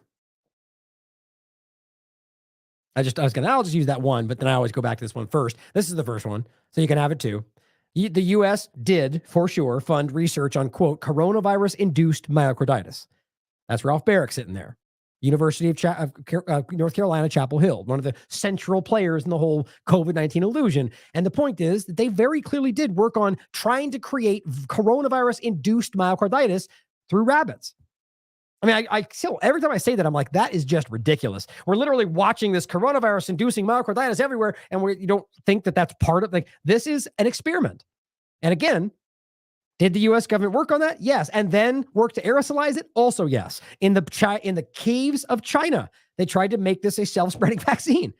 All in there for you to look at. On top of that, guess what? 2023, May 2023, May, they already talked about this. New aerosolized mRNA delivering nanoparticles. The point they make in the article, it's a peer-reviewed study. They can use it to deliver the vaccine, or they can use it to remove cells. Or basically the point is, it's a dual purpose concept. You can vaccinate or you can eliminate. And they make that point in the article. This is talking about the same thing we're discussing, a gene therapy, mRNA, protein. This is alarming stuff, and it's current. Already happening. It's already been done. MIT. I just worry about if all of this is leading in the direction of trying to figure out how to make this work in a certain way. Then lastly, just so you don't forget, just want to remind everybody, peer-reviewed science has already found that at a global level, pre-vaccination, the infection fatality rate may have been as low as 0.03 under 59 years old and 0.07 under 69. Remember, that's dramatically lower than the flu. I think 0.2 is what the flu generally is. 0.1, 0.2. Age stratified infection fatality rate. Peer-reviewed, ionitis group, leading people in the field, telling you less than the flu before we ever started this game. And on top of that, 94% of the population is in that age group. So 94% of the population were never at risk that more than the flu, if it's even actually what's happening. And yet we all went through this and we're still being dragged into this. It's just never been more clear. And again, back to the point of the conversation that started it, they're trying to pretend like it's okay that you're giving people blood that probably almost and certainly at this point has been tainted by these problems. And then when this becomes something that's starting to bubble back up again, you get people that are almost deflecting in a way that makes you think something else. This is how partisan players work, guys. Either way, the information is there. Realize that you're being lied to, and the Red Cross is, probably one of the biggest examples of willful ignorance of what's going on around this. They are knowingly allowing this to continue, which either means in my mind, at some level that they're like, think about the average level. Like, who's the one running the Twitter account? They must see that. They must go, hold on a second. That's wild. That's right. And we're still saying this. So it's like they must have some problem right now within the ranks, unless literally everybody is choosing to ignore this. But it makes me wonder, is there, at whatever level, is it willful ignorance because there's an agenda taking place? Or are you just that afraid of being the one that says the wrong political thing? Are we just that far gone? I don't think so. I think we're watching things change for the positive right now, but it's causing a lot of things it's causing a lot of problems, right? There's a lot of danger right now, a lot of negative actions because your governments are floundering and scared of how you're knowing things that you shouldn't. That's my opinion anyway. But truly, thank you for continuing to be here, ask questions, right? Just have the courage to push back. It's what we need to be doing. I mean, it's what we always should have been doing. There's never been a time in history where we should have ever trusted our authority figures or, blindly gone along because it's patriotic. Like that's you're being manipulated. If you think that you're not allowed to say X, Y, and Z because it helps China, then you're being manipulated. Even if it does help China. The point is, one, you obviously have a right to say whatever you want. But on top of that, just because the truth works for Russia doesn't mean you shouldn't be acknowledging that that's obviously what your government's doing. Your government is not on your side. I don't think any of these governments are anybody's side but their own. It's just time for Americans to fully take advantage of the momentum happening right now. Pull yourself out of the two-party illusion. Consider what people are saying on all sides of this, but pull yourself out of being locked into the duopoly of it all, this ridiculous dichotomy. Pull yourself out of it and recognize that they're afraid of you because you see through it. What does that show you? I feel it, guys. I feel an opportunity to truly make something different happen. Help me do it. I love you all. As always, question everything. Come to your own conclusions. Stay vigilant.